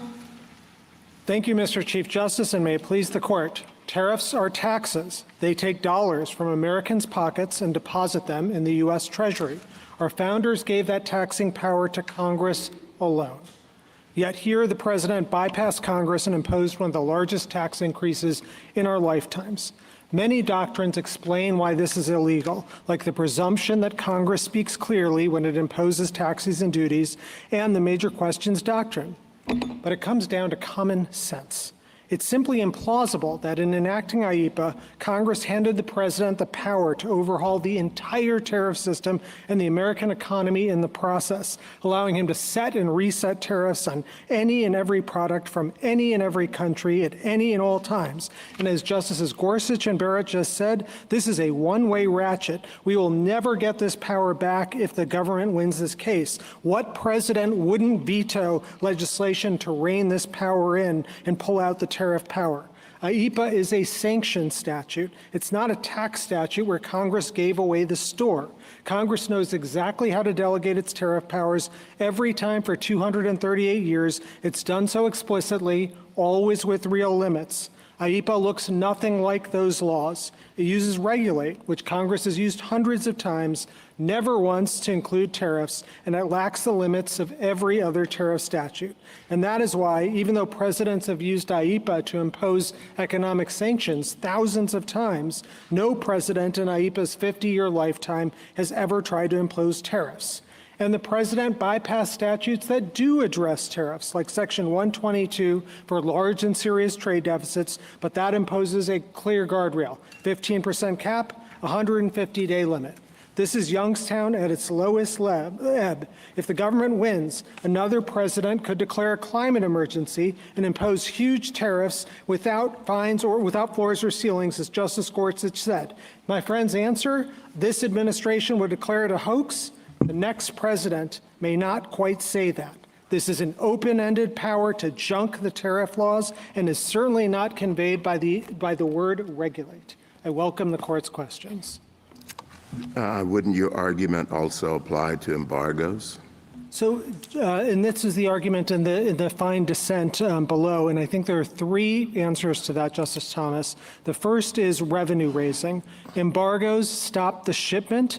Tariffs start the tax bill. They are first and foremost ways of regulating revenue. As some of your own opinions said, this is the way we actually chiefly got revenue for the first 100 years of our republic. Tariffs are constitutionally special because our founders feared revenue raising, unlike embargoes. You know, there was no Boston embargo party, but there was certainly a Boston Tea Party. The second thing, textually, in the statute, it's different. Regulate appears in a cluster of verbs, as was said before, investigate, block, nullify, and the like. They describe embargo-like controls, prevent and prohibit, for example. But they don't describe revenue exactions. That's Justice Kagan's point. The one verb that's missing here is anything about raising revenue whatsoever. Another point, congressional displacement. Today, there's a whole host of statutes in the tariff architecture of Title 19, which both expressly confer the power to tariff and always impose clear limits. Embargoes by the president, embargoes don't have any of that. They don't set aside that whole thing. If you look at the Learning Resources brief at page 5, it goes through these statutes in detail. Section 122 expressly says duties and then limits it, 15%, 150 days. Section 201, any duty on the imported article, but it requires ITC findings. Section 301, impose duties. That's the language of the statute, but all sorts of procedural restrictions. Section 338, the same. I can go through this, and I could start, by the way, Justice Thomas, with the statutes at the founding, all of which expressly said the word tariff or an equivalent. Let's go back to your non-delegation point. It would seem that if the tariff power cannot be delegated, your argument on non-delegation would also have to apply to embargoes and to quotas. No, Your Honor, because I think tariffs, because they're uniquely revenue raising, impose special, unique concerns that go back to our founding.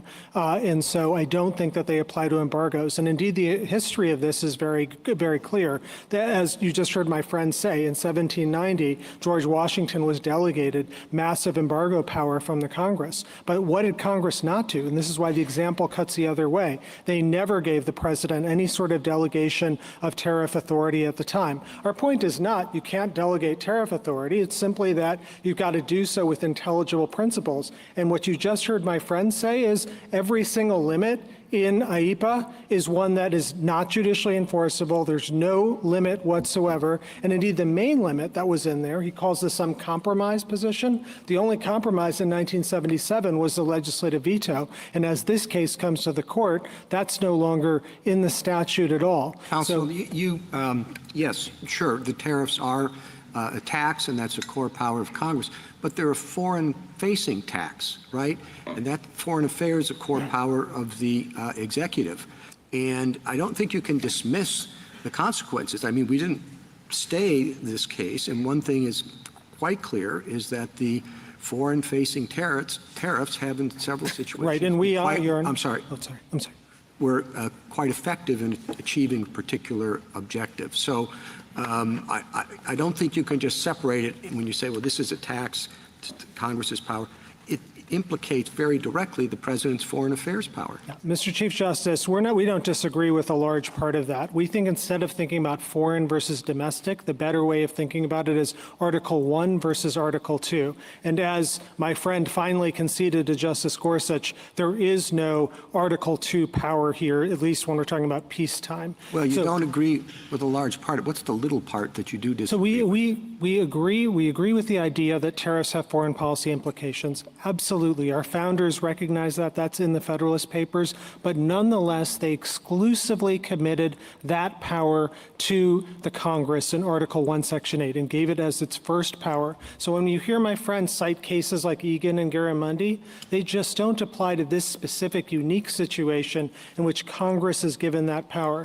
And if you were tempted by this, I think the best place to look is Youngstown, because what Justice Jackson said, and I was surprised that he quoted pages 650 52, because what Justice Jackson said is, quote, emergency powers tend to kindle emergencies, so it's essential the public may know the extent and limitations of the powers that can be asserted, and persons affected may be informed from the statute of its rights and duties. And Justice Jackson went on to say there that it's notable our founders didn't give the president revenue-raising power even in a time of war. Can I just get a clarification of your answer, which is you agree if the word tariff were in the statute, that would be acceptable and constitutionally permissible, correct? No, it'd be constitutionally permissible. The question would then be, is the open-ended assertion of power here? Because every other tariff I statute get has as applied to this limitations. case, but the general point is, yes, Congress, you said it's assigned to Congress, but Congress can grant authority to presidents to impose tariffs. Absolutely. As a general proposition. Absolutely. Okay, so we have to figure out then what regulate importation means. And you've heard my questions. If this statute came out of nowhere in 1977, I think your case would be, obviously stronger. We have to figure out, at least I want to figure out what the Nixon precedent stands for and what Algonquin stands for. On the Nixon precedent, the question is, I think, was Congress aware of that, meaning that when they used regulate importation and it's now being used to encompass tariffs, that's not unheralded because Congress was well aware. President Nixon announced those tariffs in a nationwide primetime speech, 10% across the board in August 1971. It was not some kind of little piece of paper. So it was well known. The question then is, was Congress, why didn't they change the language? Why didn't they say regulate but not tariffs? That's kind of the difficult question from the Nixon precedent that I'll give you an opportunity to answer. Thank you, Justice Kavanaugh. So 5 answers on the Nixon precedent. First, there is no evidence that Congress thought it was ratifying Yoshida. It was a single court of appeals case. It's not somewhat my question. I never mentioned Yoshida. It's the use by the president of that power under regulated importation. If we're just talking about that, President Nixon did not rely on the statute whatsoever. I mean, that's very clear. In fact, we have a Marshall McLuhan moment here because you have before you Alan Wolf, the person who was there in the room with Nixon, saying Nixon totally disagreed that this statute applied. So if we're just talking about Nixon, I don't think it can get the government where it Go to your other wants four. to go. So I think the only way it does any work is if the president is through the vehicle of Yoshida, and that's what I take it the government is arguing. And with respect to that, this cert-denied intermediate court of appeals decision, I don't think can come close to overcoming the clear, plain text. The word regulate words regulate importation. The word regulate has never been used. The Congress uses the term 1,499 times. We've got about that number of hits when we looked at it.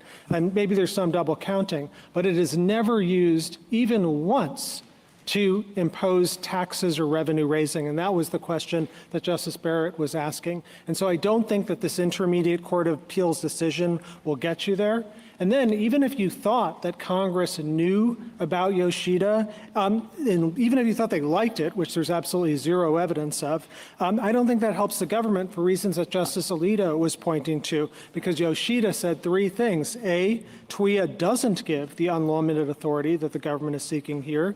B, they were only upholding the limited specific assertion of authority that President Nixon sought there. And third, going forward, the solution, they said in footnote 33, was to use Section 122 of the 1974 Trade Act, 15%, 150 days. And we have no problem with the president doing that. It's just that this president has torn up the entire tariff architecture.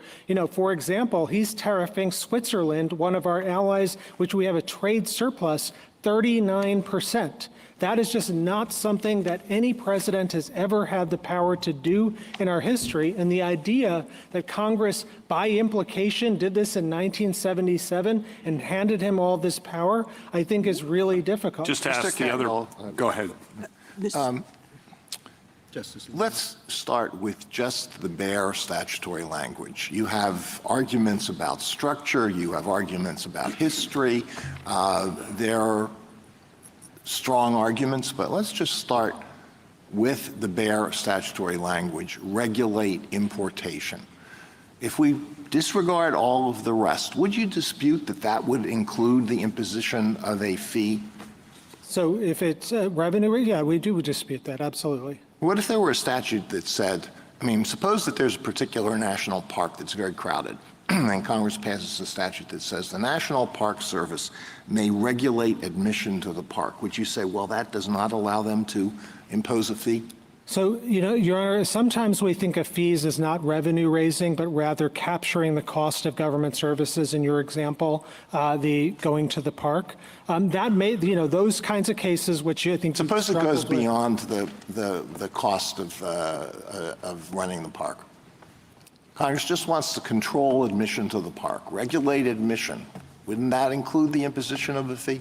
So if it doesn't raise revenue, then, and it's not about that, then I think that's fine. If it does, it raises revenue. That's then I think it's a tougher the hypothetical. That wouldn't apply. So I think in that circumstance that it wouldn't be a regulation in context. It wouldn't be permitted. That is, at least in the context of tariffs and trade, we know, Justice Alito. Okay, well, that gets into your other arguments. We start out with the bare statutory language, and that was what my question was about. Do you think all tariffs are revenue raising? Suppose that instead of imposing these across the board tariffs, suppose that an executive order imposed a tariff on one particular country and provided that this would take effect in 90 days. And suppose that within those 90 days, an agreement is reached with that country so that no tariff is ever collected. Would that be a revenue-raising tariff? I take it the initial point and on its face, it is revenue raising, that's what it's for. And so I think that would. And look, I don't doubt that there are edge cases. That is what this court's confronted just recently in FCC versus Consumer Research. And you said, look, what is a tax? It's sometimes very hard. What is revenue raising? This is obviously revenue raising. Their own brief to the court says it's going to raise $4 trillion. And Justice Alito, you in your Consumers Research dissent, or Justice Gorsuch's dissent that you joined, said taxation is special and different. And it is the most powerful thing the government does. And the idea that Congress, when they know exactly how to write tariff and tax statutes, gave this power by implication through the word regulate, I think is very, very hard. Well, you cite many different statutory provisions that impose tariffs. And you have a point if that's the relevant universe. What if the relevant universe is tariffs that are imposed in emergency situations? Yes. So I think it cuts the other way. So, as Justice Jackson said, it's when you're in an emergency situation, the statutes actually have to speak with more precision. The public needs to know because emergencies beget emergencies. And I would say the best way of understanding what Congress does in emergencies is to look at their emergency statutes. Not one has ever given the president a taxation power or a tariff power. We've had all sorts of emergencies for 238 years. No president has ever said, oh, the way to deal with that is I need to have a tariff authority. And as Justice Sotomayor said, IEPA gives already a quota power, so you can get what the foreign policy piece of it is through that. I'd also say, Justice Alito, Dames and Moore, which the Chief Justice referred to earlier, I think is really important here because the Solicitor General in that case made a similar argument to what you just heard on the claims provisions. He said it falls within regulate. Regulate is a capacious term. He said, Justice Alito, what you said, this is an emergency situation. And he said you've got to defer to the president on a major issue of national security about this very statute. And what did the court do? It rejected those arguments and said IEPA doesn't cover this. You say that this is not, this case does not, these executive orders do not address an unusual and extraordinary threat. I understand that argument. Suppose that the facts were that it was suppose that there was an imminent threat of war, not a declared war, but an imminent threat of war with a very powerful enemy whose economy was heavily dependent on U.S. trade. Could a president under this provision impose a tariff as a way of trying to stave off that war? Or would you say no, the president lacks that power? Couldn't do tariff, but could do quota, embargo, all of those things. Could do all those things, but the president could not impose a tariff. there's That's a the one thing he couldn't do. There's a category shift between a tariff and the other 8 powers in IEPA because it is revenue raising. So it's not a difference in degree or something like that. That's why, I don't doubt tomorrow. Even if the purpose of this had nothing whatsoever to do with raising 1 penny. The president didn't want to raise 1 penny. The president wanted to deter aggression that would bring the United States into a war. You would say, no, can't do that. Yeah, Justice Alito, I think you've said many times the purpose isn't what you look at. You look to actually what the government is doing. And if you disagree, if you think if you ruled for us and the president says, I need this power, he can go across the street to Congress tomorrow and get it by a simple majority through reconciliation. But if you vote for them, this power, as Justice Gorsuch said, as Justice Barrett said, is going to be stuck with us forever. The power to jump. Can I ask you?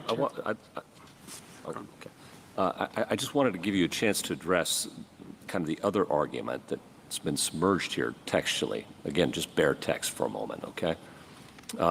We've been focused on regulate importation, but actually the statute says the president may, by means of licenses or otherwise, regulate importation.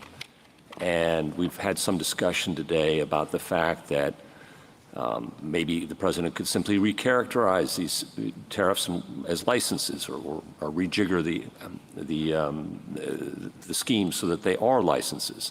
We've also heard the suggestion that otherwise, licenses and tariffs are very similar, so otherwise might encompass tariffs there.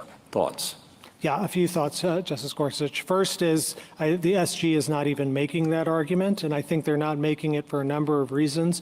One is that there's a strong presumption against reading statutes this way in the unique tax and duties context. Hartramp is one of those cases which says if there's doubt, you don't read the statute to confer such powers. Second, if you were to do that, it's open-ended. It allows, and this was your hypothetical, it allows under the word license them to tariff the world, Seems like you're putting a major questions thumb or an interpretive lens thumb on the plain text there. Is that fair? I think you could call it major questions. I just think it's like Justice Barrett said in Nebraska versus Biden, the most natural way of understanding what the statute is about. We're talking about, under the government's reading, a statute that gives the power to the president to junk the entire tariff. I understand that, but you're not disputing licenses or otherwise means what it says. You're saying that we should interpret that narrowly for particular reasons. So I think I am disputing it as well. I think the licenses, and this is something Justice Sotomayor was saying,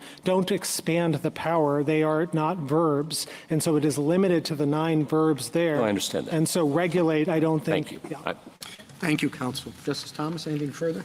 I'd like to just revisit the point that Justice Alito was making with a similar question. If one of our major trading partners, that's, for example, China, held a U.S. citizen hostage, could the president, short of embargoing or setting quotas, say the most effective way to gain leverage is to impose a tariff for the purpose of leveraging his position to recover our hostage? No, Your Honor. So tariffs are different because they're revenue raising, and I think it goes to the point I was saying to you in our very first colloquy, which is quotas, embargoes, and stuff are different for a different reason, which is there's a tariff architecture around Title 19, in Title 19, that in tariff would, like in your hypothetical, would supersede. And here the president is seeking the power to set aside all of our trade treaties unilaterally under the word regulate. I just don't think it can bear that weight. Justice Alito? You mentioned other tariff provisions that you think would be rendered redundant if we adopted the government's interpretation of IEPA. One that you didn't mention, which is discussed in an amicus brief, is Section 338 of the Tariff Act of 1930. Why doesn't the plain language of that provision, which does speak specifically about duties provide a basis for all or virtually all of the tariffs that are at issue here? Yeah, the government's never made that argument, Justice Alito, and I think for very good reason, because it only applies to MFN violations, which are not at issue here. You can only tariff if the president, quote, finds as a fact that a country satisfies two conditions, including that it discriminates against the United States. There are also a host of other reasons why Section 338 may have lapsed, and that's why no president has ever used it. But look, what is the argument that it's lapsed? It's regrettable. I mean, we put this case on a very expedited schedule, and therefore there are limitations on what and the parties' ability to answer each other's arguments or arguments that are made by amici. The amicus brief says that it hasn't lapsed. There are articles that say it hasn't lapsed. What is your argument? What is the basis for your argument that it lapsed? So two things, Justice Alito. Sections 252 and 301 have been understood by many to have superseded Section 338. And second, I don't think you have to get into this issue at all. We're not here saying that the government doesn't have a 338 power. That's something that can be decided by other courts at other times. As these folks come to the court, as the government comes to the court today, they're citing one statute and one statute only, IEPA, and we submit to you it doesn't come even close to authorizing these worldwide tariffs. That well, what if the president tomorrow were to say, I'm reissuing these executive orders and I'm invoking, in addition to other authorities, Section 338 of the Tariff Act, So 1930. I think at that point we'd have that case. I mean, I'm not here to say that 338 does or doesn't do one thing. I'm responding to the government's argument, which is the invocation of IEPA and IEPA alone. But perhaps that point, Justice Alito, may So get then, the court some comfort. I mean, I understand party presentation and all of that, and not being a court of first view. But in these circumstances, if that were to happen, and it might be a realistic possibility, you think, well, okay, then the government would continue to try to collect these tariffs, and the plaintiffs here would have to go back to the Court of International Trade or the district court and challenge it again, and it would have to progress through those lower courts and come back to us when? A year from now? 6 months from now? While the tariffs continue to be collected and the amount that's at stake mounts into the billions. I mean, what are we at now? 100 billion? We get up to $1 trillion? That's what you're suggesting? So, Justice Alito, I think a few things. One is I think it's rich for the government to be making this argument about the refunds undermining us because they opposed the preliminary injunction in this case by saying, oh, don't worry, we'll give the refunds later. And they sought to stay in the federal circuit on exactly that ground, which was you don't need to implement the federal circuit's decision because we'll give the refunds later on. And now they're suggesting. Well, that really wasn't my question, Mr. Katyal. The question was whether it would make more sense for us to address that, if that is a possible justification for these tariffs, for us to address that now and get it over with rather than having this continue for who knows how long while it goes through the procedures in the lower courts. Justice Alito, I think that is forfeited 9 ways to Sunday. This amicus brief has been filed in every single stage of this case. The government's never embraced that argument. For them to be able to do so now, I think is way, way too late. But I do think if you ruled, as we're suggesting you do, against the government, they can go and try and seek to use other authorities, whether it's 338, Section 122, et cetera. Those are the ways prescribed by the Congress. And as Justice Kavanaugh was saying earlier, every other president has used all this suite of other authorities, 201 for steel, for autos and things like that, 301 for countries like China. This president has come along and said something different, and with all due respect, we don't think IEPA allows him to do this junking of the worldwide tariff architecture. And what was the view, what were the views of President Trump's immediate predecessors on the question of imposing tariffs or allowing free trade? What was their policy view on that question? There's been a variety of different views about that, but the executive order, my friend said, well, prior presidents had no occasion to use the tariff power, which is belied by the very executive order he's defending here, which says that the trade deficits have been large and persistent every single quarter since 1976. And we've had trade wars. President Reagan initiated different ones and the use of different authorities, but never once did a president try and seek IEEPA as the basis to rewrite the entire tariff code. I found it interesting to hear you make the non-delegation argument, Mr. Katyal. I wonder if you ever thought that your legacy as a constitutional advocate would be the man who revived the non-delegation argument.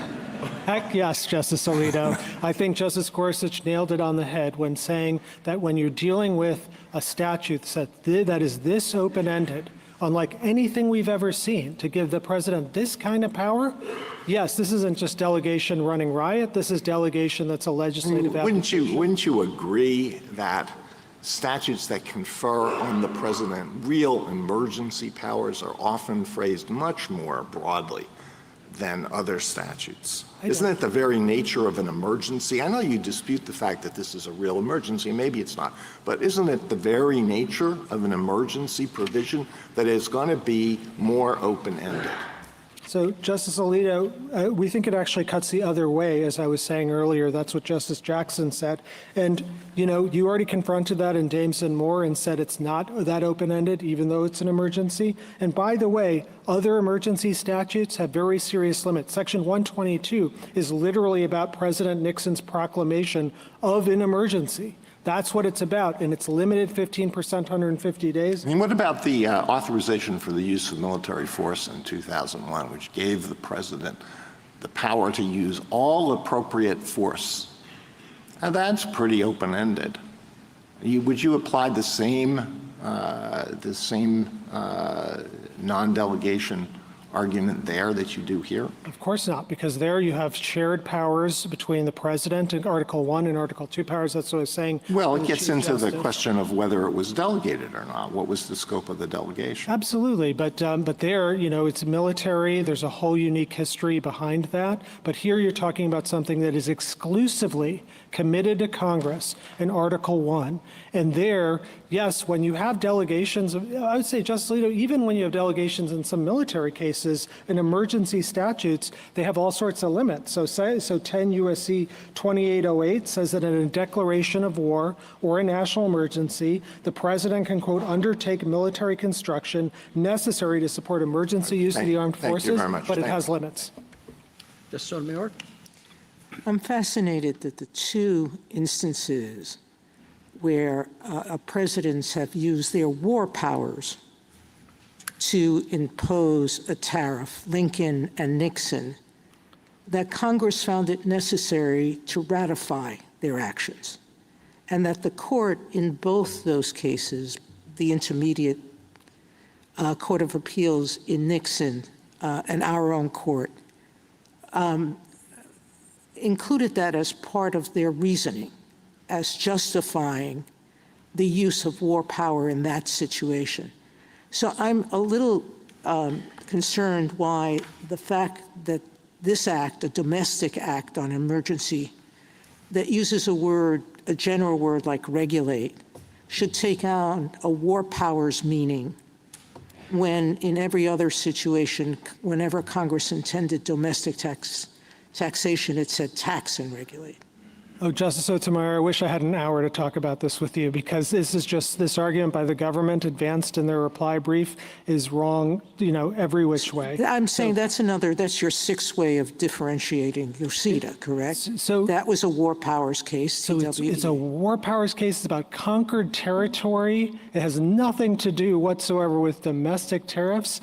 And absolutely, you're right in saying that the way that court, even in those cases, even at the height of the government's power, war powers, they said Congress had to ratify it. And that's what at page 96. And that hasn't happened here. And that has not happened here, not even close. Well, it might not with Congress closed, but they can't even think about it right now. I'm going to assume, and maybe he can shake his head yes or no, that Justice Kavanaugh will ask you to go to Algonquin, which you didn't answer, and he's shaking his head. So I'll let him do that part, okay? Excellent. Algonquin, Your Honor, is, under No, I'll let him do it. Oh, sorry. He can, that was his question, but I want to make sure you get to it. We'll hear from Justice Kagan first. I have one specific question, one more general question. The specific question is, does it matter in the way we think about IEPA, what Congress thought it was doing in IEPA, what IEPA in fact did, that at the time Congress thought it had available to it a legislative veto? I do think it's relevant, at least for delegation purposes, because, as this case comes to the court, the one check that was in there, the so-called compromise, is a legislative veto which now no longer exists. And that's why I said to Justice Alito, this statute now looks unlike any other statute with respect to I guess I'm wondering whether, though, it cuts against you as well, that Congress thought it had a legislative veto, so didn't put in a variety of checks that it might have put in had it not thought it had a legislative veto. And, that's just tough luck on Congress now. Yeah, I don't think so. I mean, Justice Kagan, I think it's a very tough common sense argument to make because every single delegation of tariff power statute from Congress to the president always has limits, and including, Section 122 passed just right before IEPA had, in the case of the exact problem that this executive order is dealing with, large and serious trade deficits, it said the way to deal with it is 15%, 150 days. The idea that 3 years later they just said, oh no, junk the rule book, I think is very difficult, and no Congress, I think, would rely just on the legislative veto for such a thing of such momentous importance. As you said to my colleague earlier, why would any president look to all of the different tariff statutes in Title 19 if you can just IEPA them all, French Revolution them all? General Sauer rests a lot on the president's inherent authority. And I want to make sure I understand your answer to the Chief Justice and to Justice Alito as to where you think that authority exists in a way that actually would affect our interpretation of a statute and where you think it doesn't, and why this falls into the second category, given that, in General Sauer's view, this is obviously what the Chief Justice called foreign-facing. Yeah, so it may be foreign-facing, but there is still no Article II power whatsoever. There is no citation whatsoever in the government's brief to any notion that the president has Article II tariff authority. Now, look, I will say in wartime, conquered territory, maybe, but this is not a wartime or conquered territory statute. This is, or a use of the statute. They are tariffing the entire world in peacetime, and they are doing it, asserting a power that no president in our history has ever had. Even Justice Kavanaugh's example of Nixon,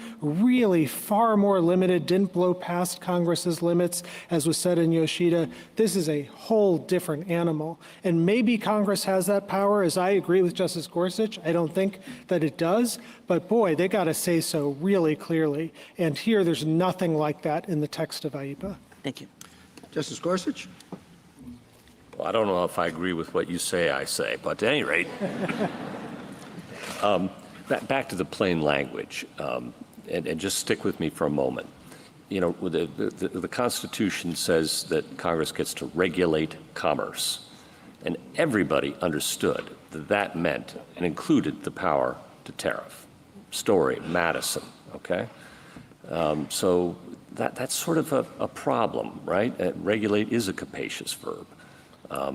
And then you've got the otherwise language as well, which we've sort of discussed. And just on the plain language, forget about the backdrop of major.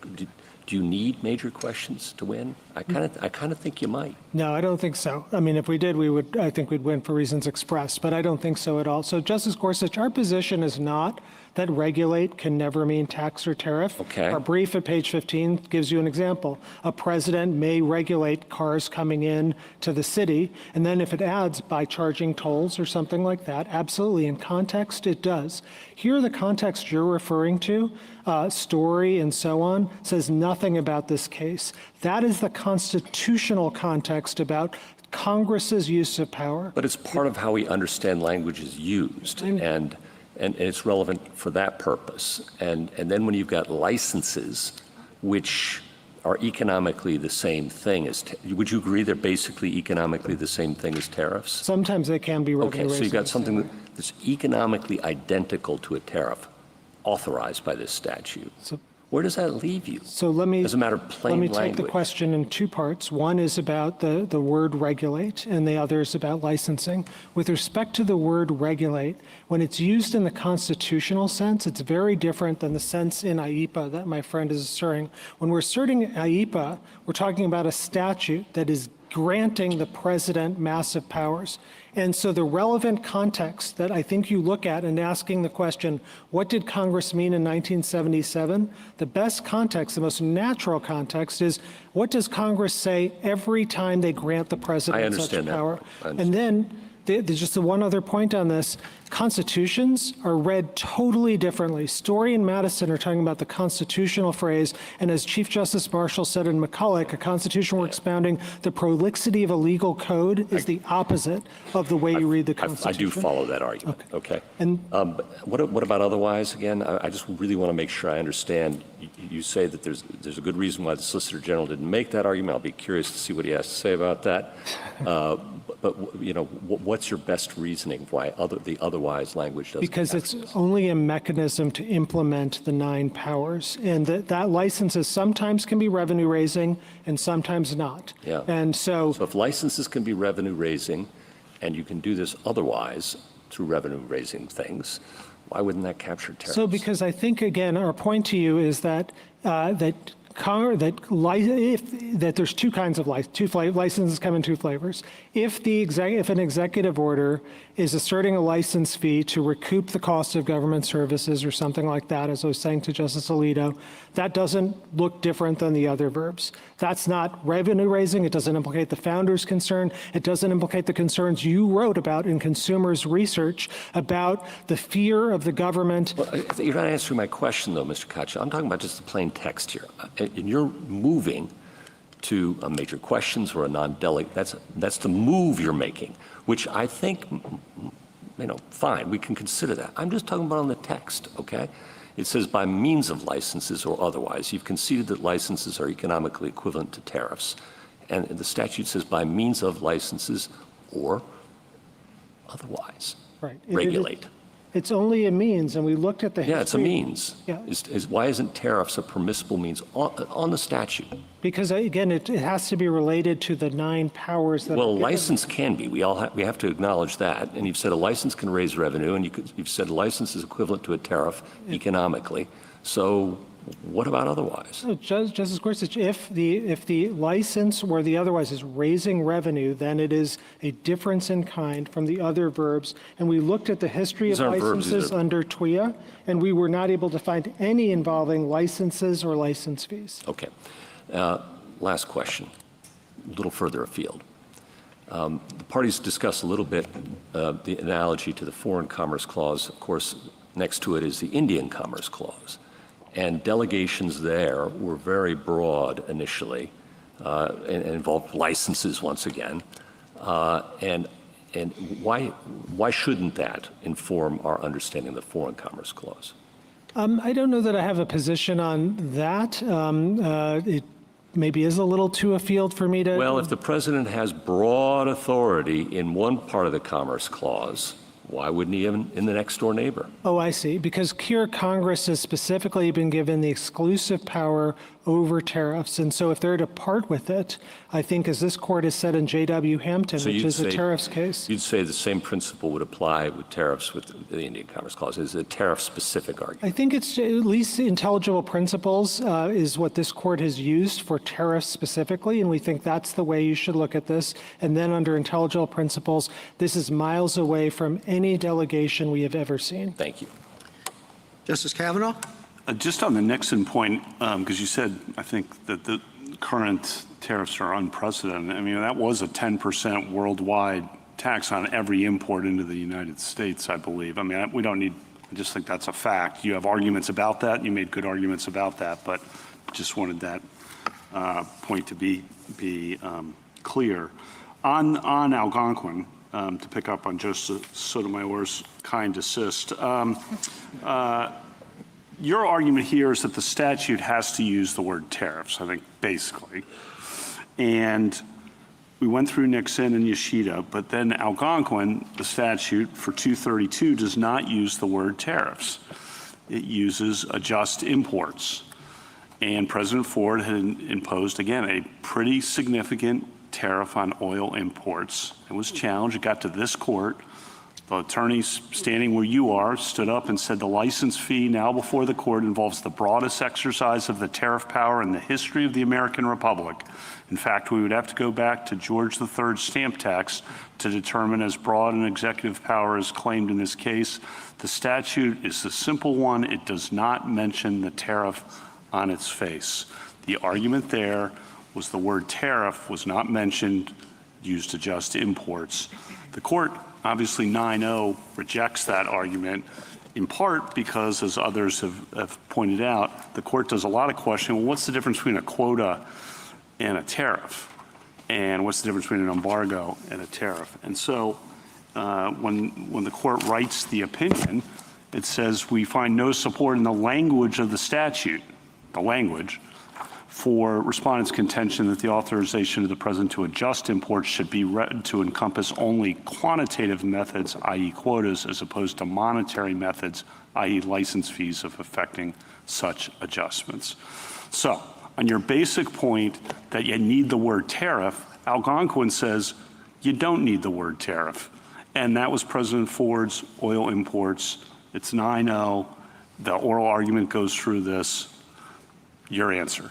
There's a lot there, Justice Kavanaugh, so please bear with me. First, I'd like to clarify what our position is generally and then deal with Algonquin. Our position is not that you have to use the word tariff or any other magic word. It's true that Congress has used a specialized vocabulary since the founding, since 1790, using words like tariffs or duties. But as I was saying earlier to Justice Gorsuch, you could even use the word regulate, as our page 15 of our brief says. Or you could even imagine something that says, quote, the president may regulate importation by requiring importers to pay 10% of the value of goods to the Treasury. So I don't think you have to use any particular word. The question is in context, is it, does Algonquin didn't have anything like that, but keep going. So Algonquin does have, I think, a context that's miles apart from what the government is seeking here to do with IEPA. So first of all, it is a common sense statute. I understand there's some rhetoric by, common sense reading of the statute, I know there's some rhetoric by the lawyer who stood here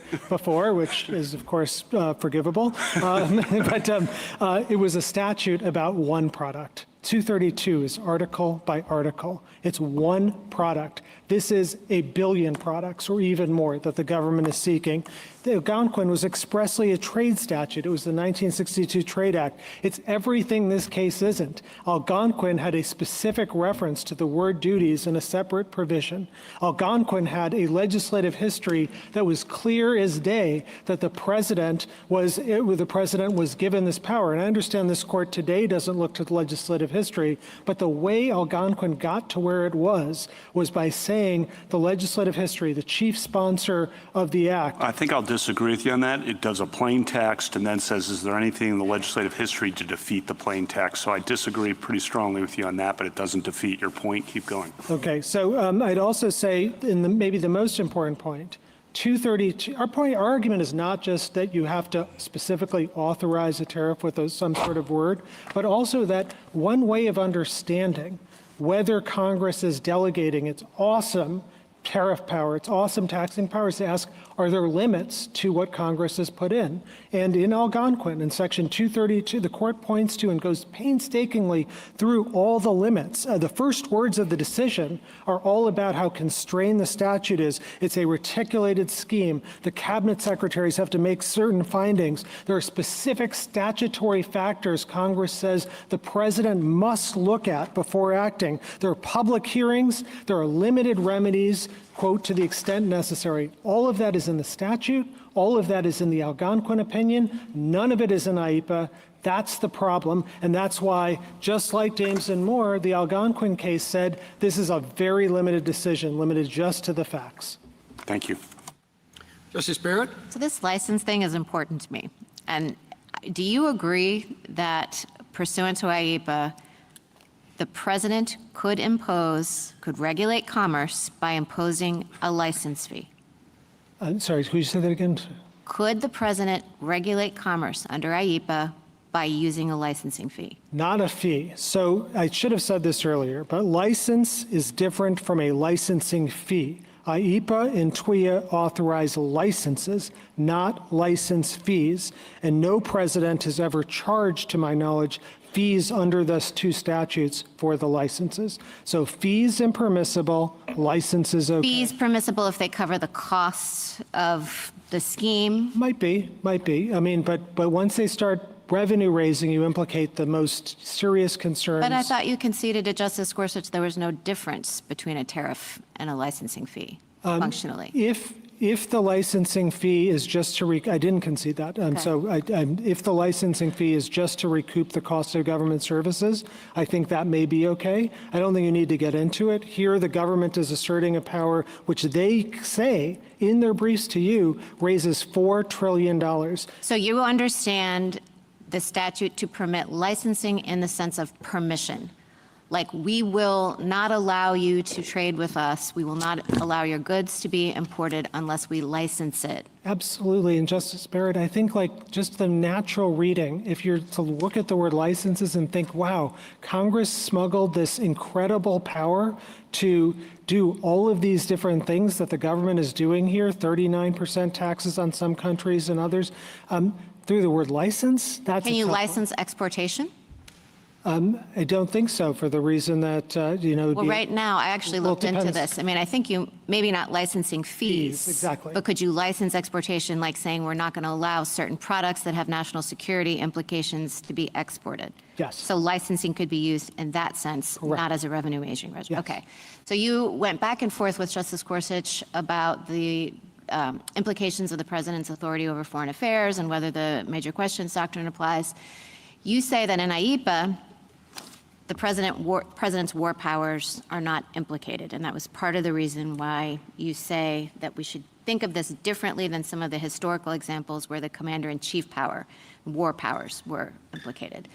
But the same language appears in the Trading with the Enemies Act, in which war powers would be implicated. So do you think the language should be, and of course that is what President Nixon relied on, so do you think that the language would be interpreted differently in that context, even though the commander-in-chief power and the war power would be implicated? 100%, I think, would be interpreted differently. Justice Jackson. Same regulate commerce language. Yes, because once you're carrying over wartime precedents to peacetime for Okay, reasons. I don't understand that then, because everybody agrees the language came, in IEPA, came from the Trading with the Enemy Act. So you're saying it has one meaning in the Trading with the Enemy Act and a different meaning in IEPA, that same regulate commerce? No, I think that the conquered territory language and all of that may go to the president's Article 2 powers as inherent powers in conquered territory, but I don't think it gets the government where they need to go. The CAC brief and the brief by Professor Paul Stephen goes through and explains why in 1933, when Congress decided to bring these concepts into peacetime, it severed the wartime roots. And there's an extensive legislative history. Okay, I understand that, but I thought that was about, maybe I'm just not tracking. I mean, I think there's been some discussion of whether the president would have inherent Article 2 authority in wartime to impose tariffs to this end. Is that what you're talking about? Are you actually talking about a statute that said regulate importation in wartime? Right. And you think it could have the tariff power conferred through that language in a war-making statute, but not in IEPA? No, I don't think it confers it in either place. I think the president, it's located, the president's power in conquered territories, not in the Trading with Enemies Act or anything like that. Okay, so it's but rather inherent inherent. constitutional Exactly. power coming from the law of war. Okay.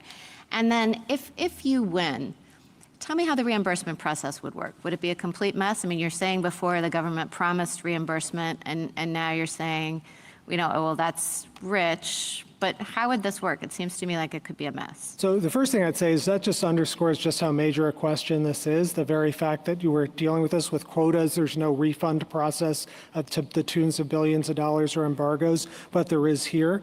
But for our case, the way it would work is, in this case, the government stipulated for the 5 plaintiffs that they would get the refunds. So for us, that's how it would work. Your question, I take it, is about everyone else. We don't have a class action or anything like that. With respect to everyone else, there's a whole specialized body of trade law, and it's in 19 U.S.C. 1514 outlines all these administrative procedures. It's a very complicated thing. There's got to be an administrative protest. There was a harbor management case earlier that this court was involved with in the United States Shoe, in which, the refund process took a long time. There were any number of claims and equitable relief. So a mess. So it's difficult, Okay. absolutely. We don't deny that it's difficult, but I think what this court has said in the McKesson case in 1990 is that serious economic dislocation isn't a reason to do something. Northern Pipeline, you guys stayed your decision for a while in order to let the congressional process unfold. There may be a congressional process here as well.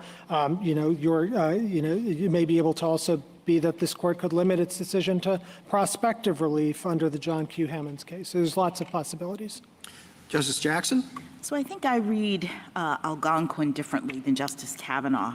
When I look at its analysis, it absolutely does a textual review, but then it says, quote, turning from Section 232's language to its legislative history, again, there is much to suggest that the president's authority extends to the imposition of monetary exactions. And I appreciate that perhaps that factor is no longer in vogue, but did you look into the legislative history here to determine whether there is anything that supports the conclusion that Congress actually intended for this IEPA statute to allow or authorize the president to impose these tariffs? I did, and if I blinked, I would miss it because it was virtually nothing. And in fact, both page 2 of both the House and Senate report outline all of the powers that are given under IEPA, and none of them have tariff. There's one brief mention of tariff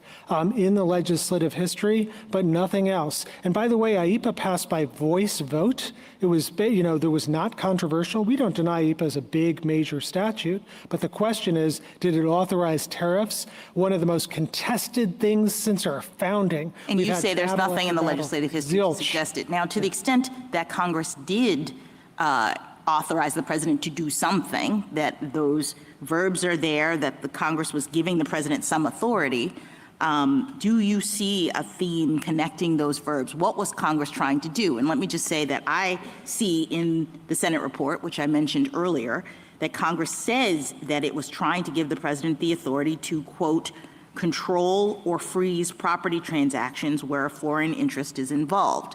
And that seems to dovetail with the verbs that are being used in the statute. But what's your view of what Congress was trying to do with this legislation? That's exactly right. They're responding to all sorts of foreign policy emergencies and foreign threats, and they're giving the president economic sanctions power. So what does the word regulate importation do under that framework? If we understand that Congress was trying to give this kind of embargo authority in the time of an emergency, when it says regulate importation, what was it envisioning? It was envisioning all the things that the president since 1977, going back to Justice Kavanaugh's question, have used it for. So they've used it for quotas, like limitations on the number of goods. They've used it for screening and reporting requirements, like Executive Order 12284 about reporting property of the Shah. And they've used it for standards, like domestic safety standards, environmental standards, labor requirements. They've used it for embargoes. So all of those are things that I think Congress had in mind in IEPA, and I think the proof of this, that it's not this massive statute that allows the government to do anything, is Dames and Moore itself, because this court rejected the idea that regulate includes the claims extinguishment that was at issue in that case. It's a much more limited statute. And Justice Jackson, there was a predecessor, Justice Jackson, who said, that, quote, for all all its defects, delays, and inconveniences, men have discovered no technique for long preserving free government except that the executive be under the law and that the law be made by parliamentary deliberations. Such institutions may be destined to pass away, but it is the duty of this court to be last, not first, to give it up. And I take it my friend's argument on the other side is in deep tension with Youngstown and that canonical principle. Thank you. Thank you, counsel.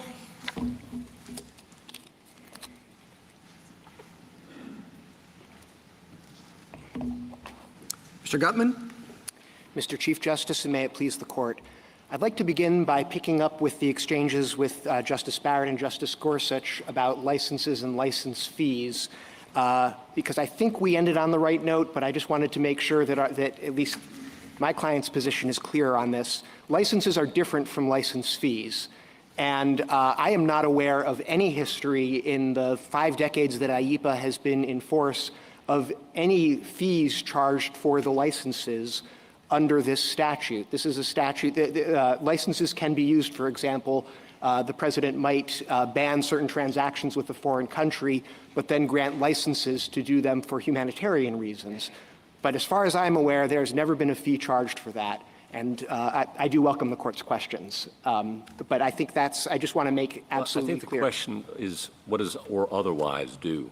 Well, or otherwise could be of things like instructions or licenses. But again, it's fundamentally having something that is a revenue-raising measure or even that is just an exaction of some sort is fundamentally, categorically different from what we understand instructions and licenses to be involved, just like we think regulate doesn't carry the financial connotation given the other verbs there. If I could turn to some of the 19th century history that we were discussing as well, because I think there may be a little bit more to add there. The 19th century cases about the president's inherent Article II authority to, with respect to, in a wartime, with respect to importation is not the power to impose tariffs on imports coming into the United States.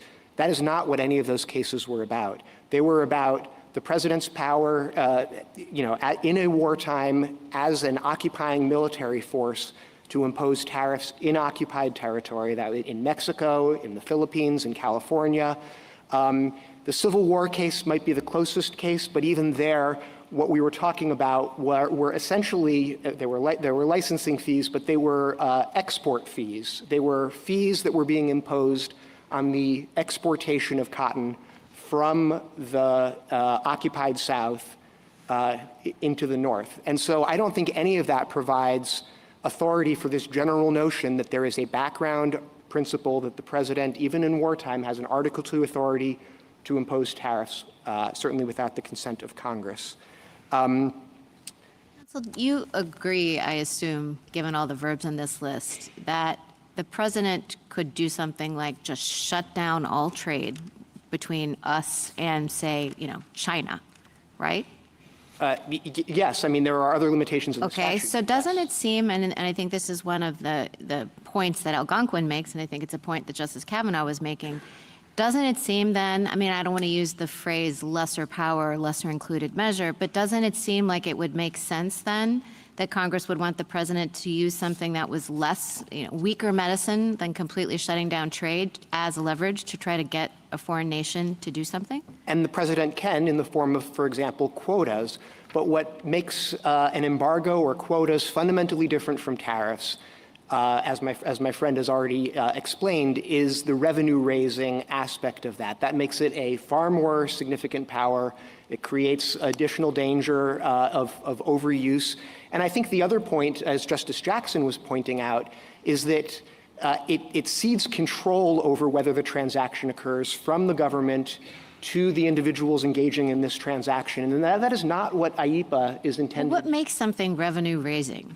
I mean, fees raise money, and unless they're going to be kind of one-to-one, this is exactly what it costs. I mean, it might raise some surplus. It might raise some extra. So is it the purpose?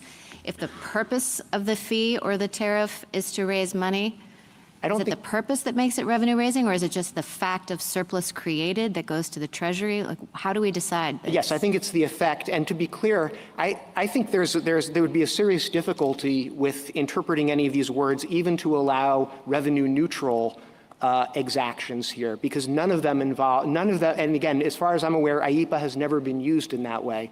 But I don't Not think even a processing fee? I am not aware of any use of that sort of under IEPA. But even if that is permissible, I think that's permissible precisely because it doesn't have the effect of raising revenue. Mr. Katyal referred to common sense several times, and I want to pick up on Justice Barrett's question because your interpretation of the statute, as she pointed out, would allow the president to shut down all trade with every other country in the world, or to impose some significant quota on imports from every other country in the world, but would not allow a 1% tariff. And that leaves, in the government's words in its brief, an odd donut hole in the statute. Why would a rational Congress say, yeah, we're going to give the president the power to shut down trade? I mean, think about the effects. But you're admitting that power's in there. Yeah. But can't do a 1% tariff. That doesn't seem, but I want to get your answer, to have a lot of common sense behind it. I think it absolutely does because it's a fundamentally different power. It's not a donut hole. It's a different kind of pastry. And on that power, that's a good one.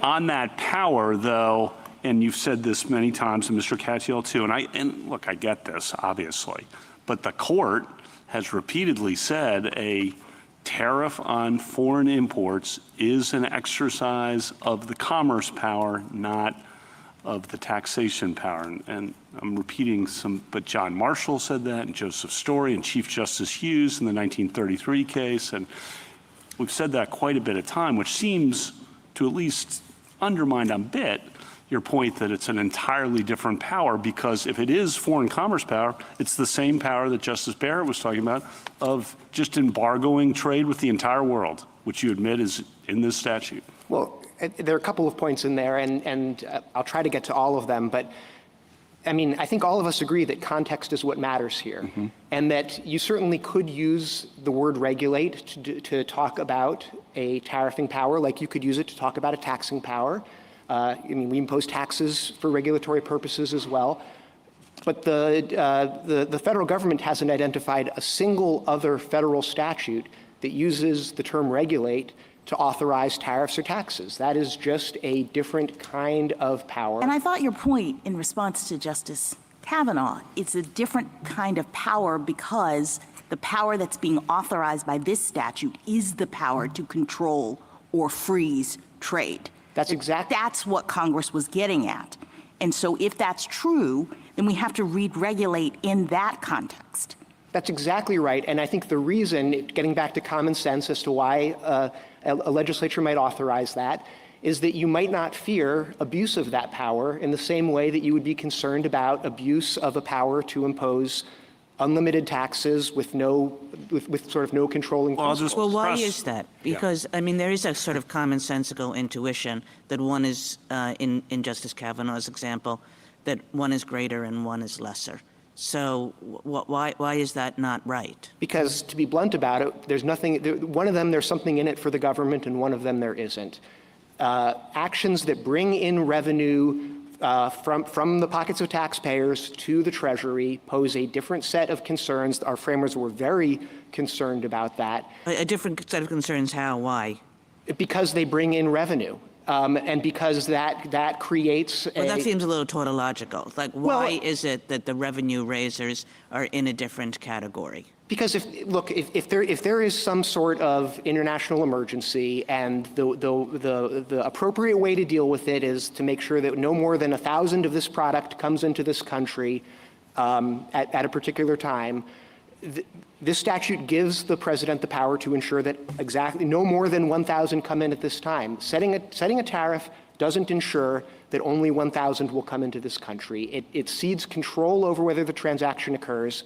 And what it does is it then adds revenue to the Treasury, and that is again something that our framers thought was extremely important and a core Article 1. But Algonquin, I mean, this kind of goes back to Justice Kavanaugh's point. Algonquin rejects the idea that it was impermissible to use the fees, and we can call them, license fees that functioned as tariffs or duties in that case, whatever.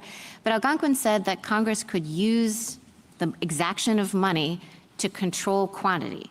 And I hear what you're saying is you can control quantity by numbers by imposing hard limits, but not by money. But that's not what Algonquin said. So I guess. Oh, no. Why? Well, and I don't mean to suggest that you can't use exactions to control quantity. What I think Algonquin just shows the importance of context. It might be perfectly natural to read a phrase like adjust imports in the context of a statute that talks about tariffs, in the context of the Trade Expansion Act that has all sorts of provisions about tariffs and about the president adjusting tariff rates. It might be perfectly natural in that context to read a phrase like adjust the imports to be referring to changing tariff rates. It's just as unnatural to read a phrase like regulate importation to discuss that when the statute has nothing to do with tariffs and doesn't otherwise mention tariffs at all. And I think imposing tariffs is do you think that just blocking all trade is a bigger deal than imposing a 1% tariff across the board? I think it would be a huge deal. It is just a different kind of deal. Algonquin was not a constitutional case, right? Correct. It was a statutory interpretation case. Correct. And so the question there was simply, was Congress actually trying to give, or did Congress in that statute give the president the authority to impose these kinds of exactions?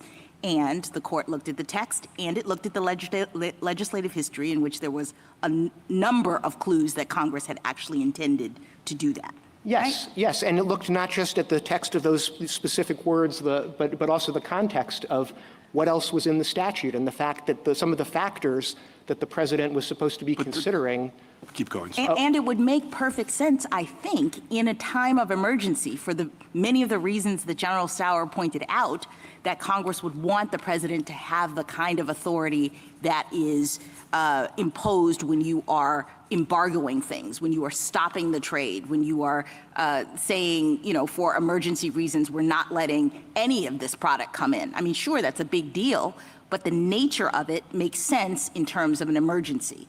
I think what you're saying is that the idea that the government would use its authority to be raising revenues in this situation is a different kind of power.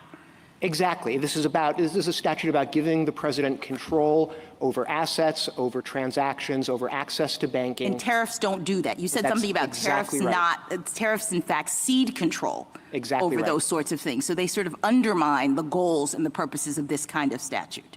Is that right? Yes, that's exactly right. From what you've said, go ahead. From what you've said, it seems, and you said this, that the reason for drawing a distinction between tariffs and an embargo is the suspicion that tariffs will be used to raise money and therefore to circumvent Congress's power to control taxes. So it's a question of the risk that's involved. Am I right? Yes. That's what it boils down to. Yes, well, and it's a question of understanding what Congress would have thought, what powers Congress would have thought it was conferring. Would Congress have understood the phrase regulated? Well, I mean, the question is, why would Congress say you can impose a quota, you can impose a ban, but you can't impose a tariff? And your answer, I gather, is because when a tariff is imposed, we're suspect about what's going on. We're suspicious about what's going on. We think that what the government is trying, what the executive is trying to do is to raise revenue, and that's our business, right? That's what it has to be. Yes, and we know that every other time that Congress has authorized Well, the president. that's it. You're getting into a different argument. Then would you say the same thing if the measure is really about an emergency, an Yes. undisputed emergency and a really dire emergency? Yes, There, would you have the same suspicion? Yeah, yes, absolutely. And again, I'll refer back to Justice Jackson's concurrence in Youngstown that emergency powers tend to breed emergencies. Look, Biden versus Nebraska, I think, says very clearly. I really don't think you're answering the question. The question is, would you have the same suspicion when it is perfectly apparent from context that what the president is trying to do is to achieve a goal other than the raising of money? I think what I'm trying to say is that you have to read the statute the way that Congress would have understood it when it was enacted, not how it is used in any particular case. It may be used for very good reasons in a particular case, but the question is, would Congress have understood itself to be ceding this power with no limits, unlike every other tariffing statute with no limits? I know that point. Let me ask you an unrelated question. Mr. Katyal listed some of the things that presidents have done under IEPA, such as screening imports.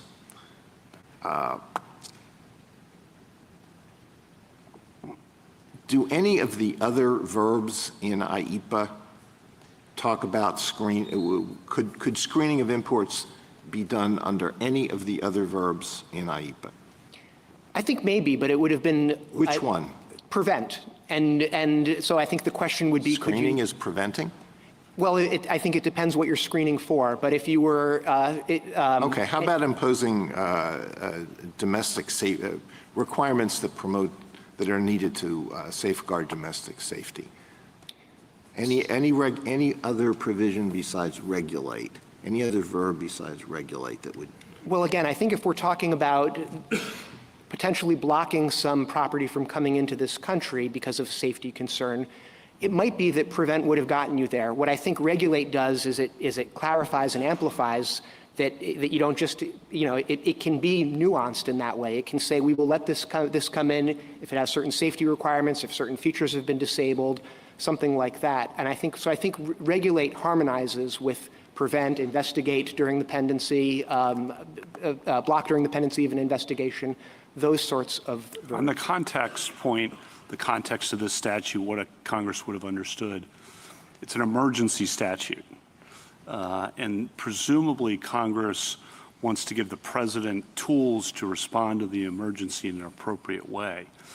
And it seems odd to imagine a meeting in the Oval Office where the president's told, well, we have a problem with, I won't name a country, but country X, and you can stop all trade with that country. I mean, I'm not sure that's a, wise policy to give that much, but it's there, right? You agree it's in this statute. And the president says, well, that's too extreme. I want to calibrate my response to deal with this, and maybe a tariff of some kind. Like, oh, you can't do that. So you're forcing the president to respond to an emergency. And, Justice Alito's raised the point about, a real emergency. And you're taking away the president's suite of tools when the one is much more extreme that is authorized. That just seems a bit unusual. Think about India right now, the tariff on India, right? That's designed to help settle the Russia-Ukraine war, as I understand it.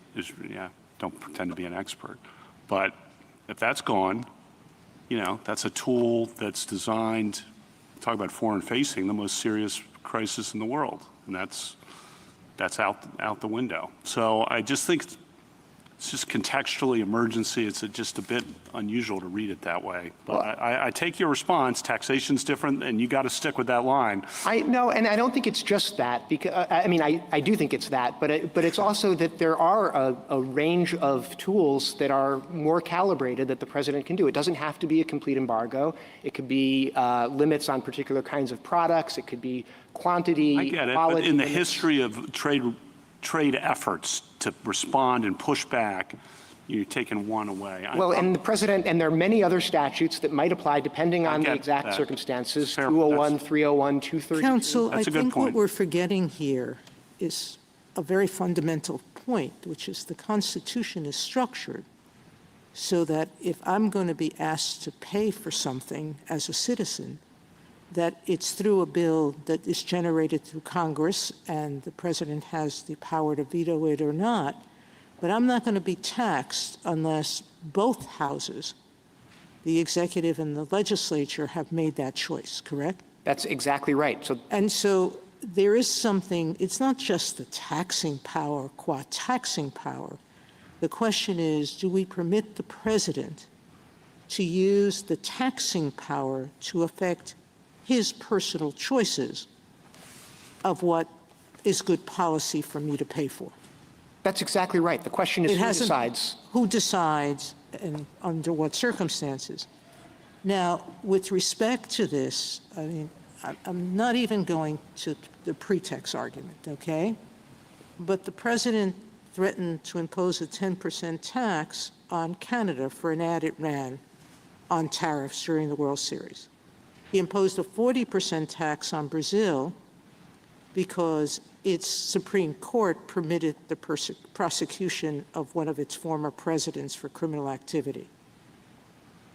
The point is, those may be good policies, but does a statute that gives without limit the power to a president to impose this kind of tax, does it require more than the word regulate?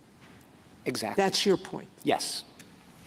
Thank you, counsel. Did Mr. Katyal say anything this morning with which you disagree? No, I think we cleared up any maybe potential disagreement about licensing fees, but I think we all agree on that. Okay. Justice Thomas? Anything further? Justice Kagan? Briefly. Justice Gorsuch? Thank you, Chief. So I just want to follow up on Justice Sotomayor's question at the end of a long morning, afternoon.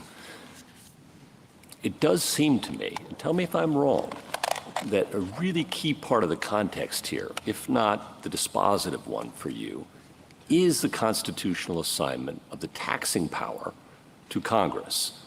The power to reach into the pockets of the American people is just different, and it's been different since the founding and the Navigation Acts that were part of the spark of the American Revolution, where Parliament asserted the power to tax to regulate commerce. Some of those were revenue raising, some of them didn't raise a lot of revenue. We had a lot of pirates in America at the time. And Americans thought even Parliament couldn't do that, that had to be done locally through our elected representatives. Isn't that really the major questions, non-delegation, whatever you want to describe it, isn't that what's really animating your argument today? I think it's a huge piece of what's animating our argument. Thank you. Ms. Kavanaugh? Justice Jackson? Can I just invite you briefly to address your kind of second-tier arguments, assuming that the president can impose these sorts of tariffs? Why do you think, for example, that the trafficking tariff here does not deal with the drug trafficking emergency for the purpose of this analysis? So it doesn't deal with it because it's not a sanction imposed against traffickers.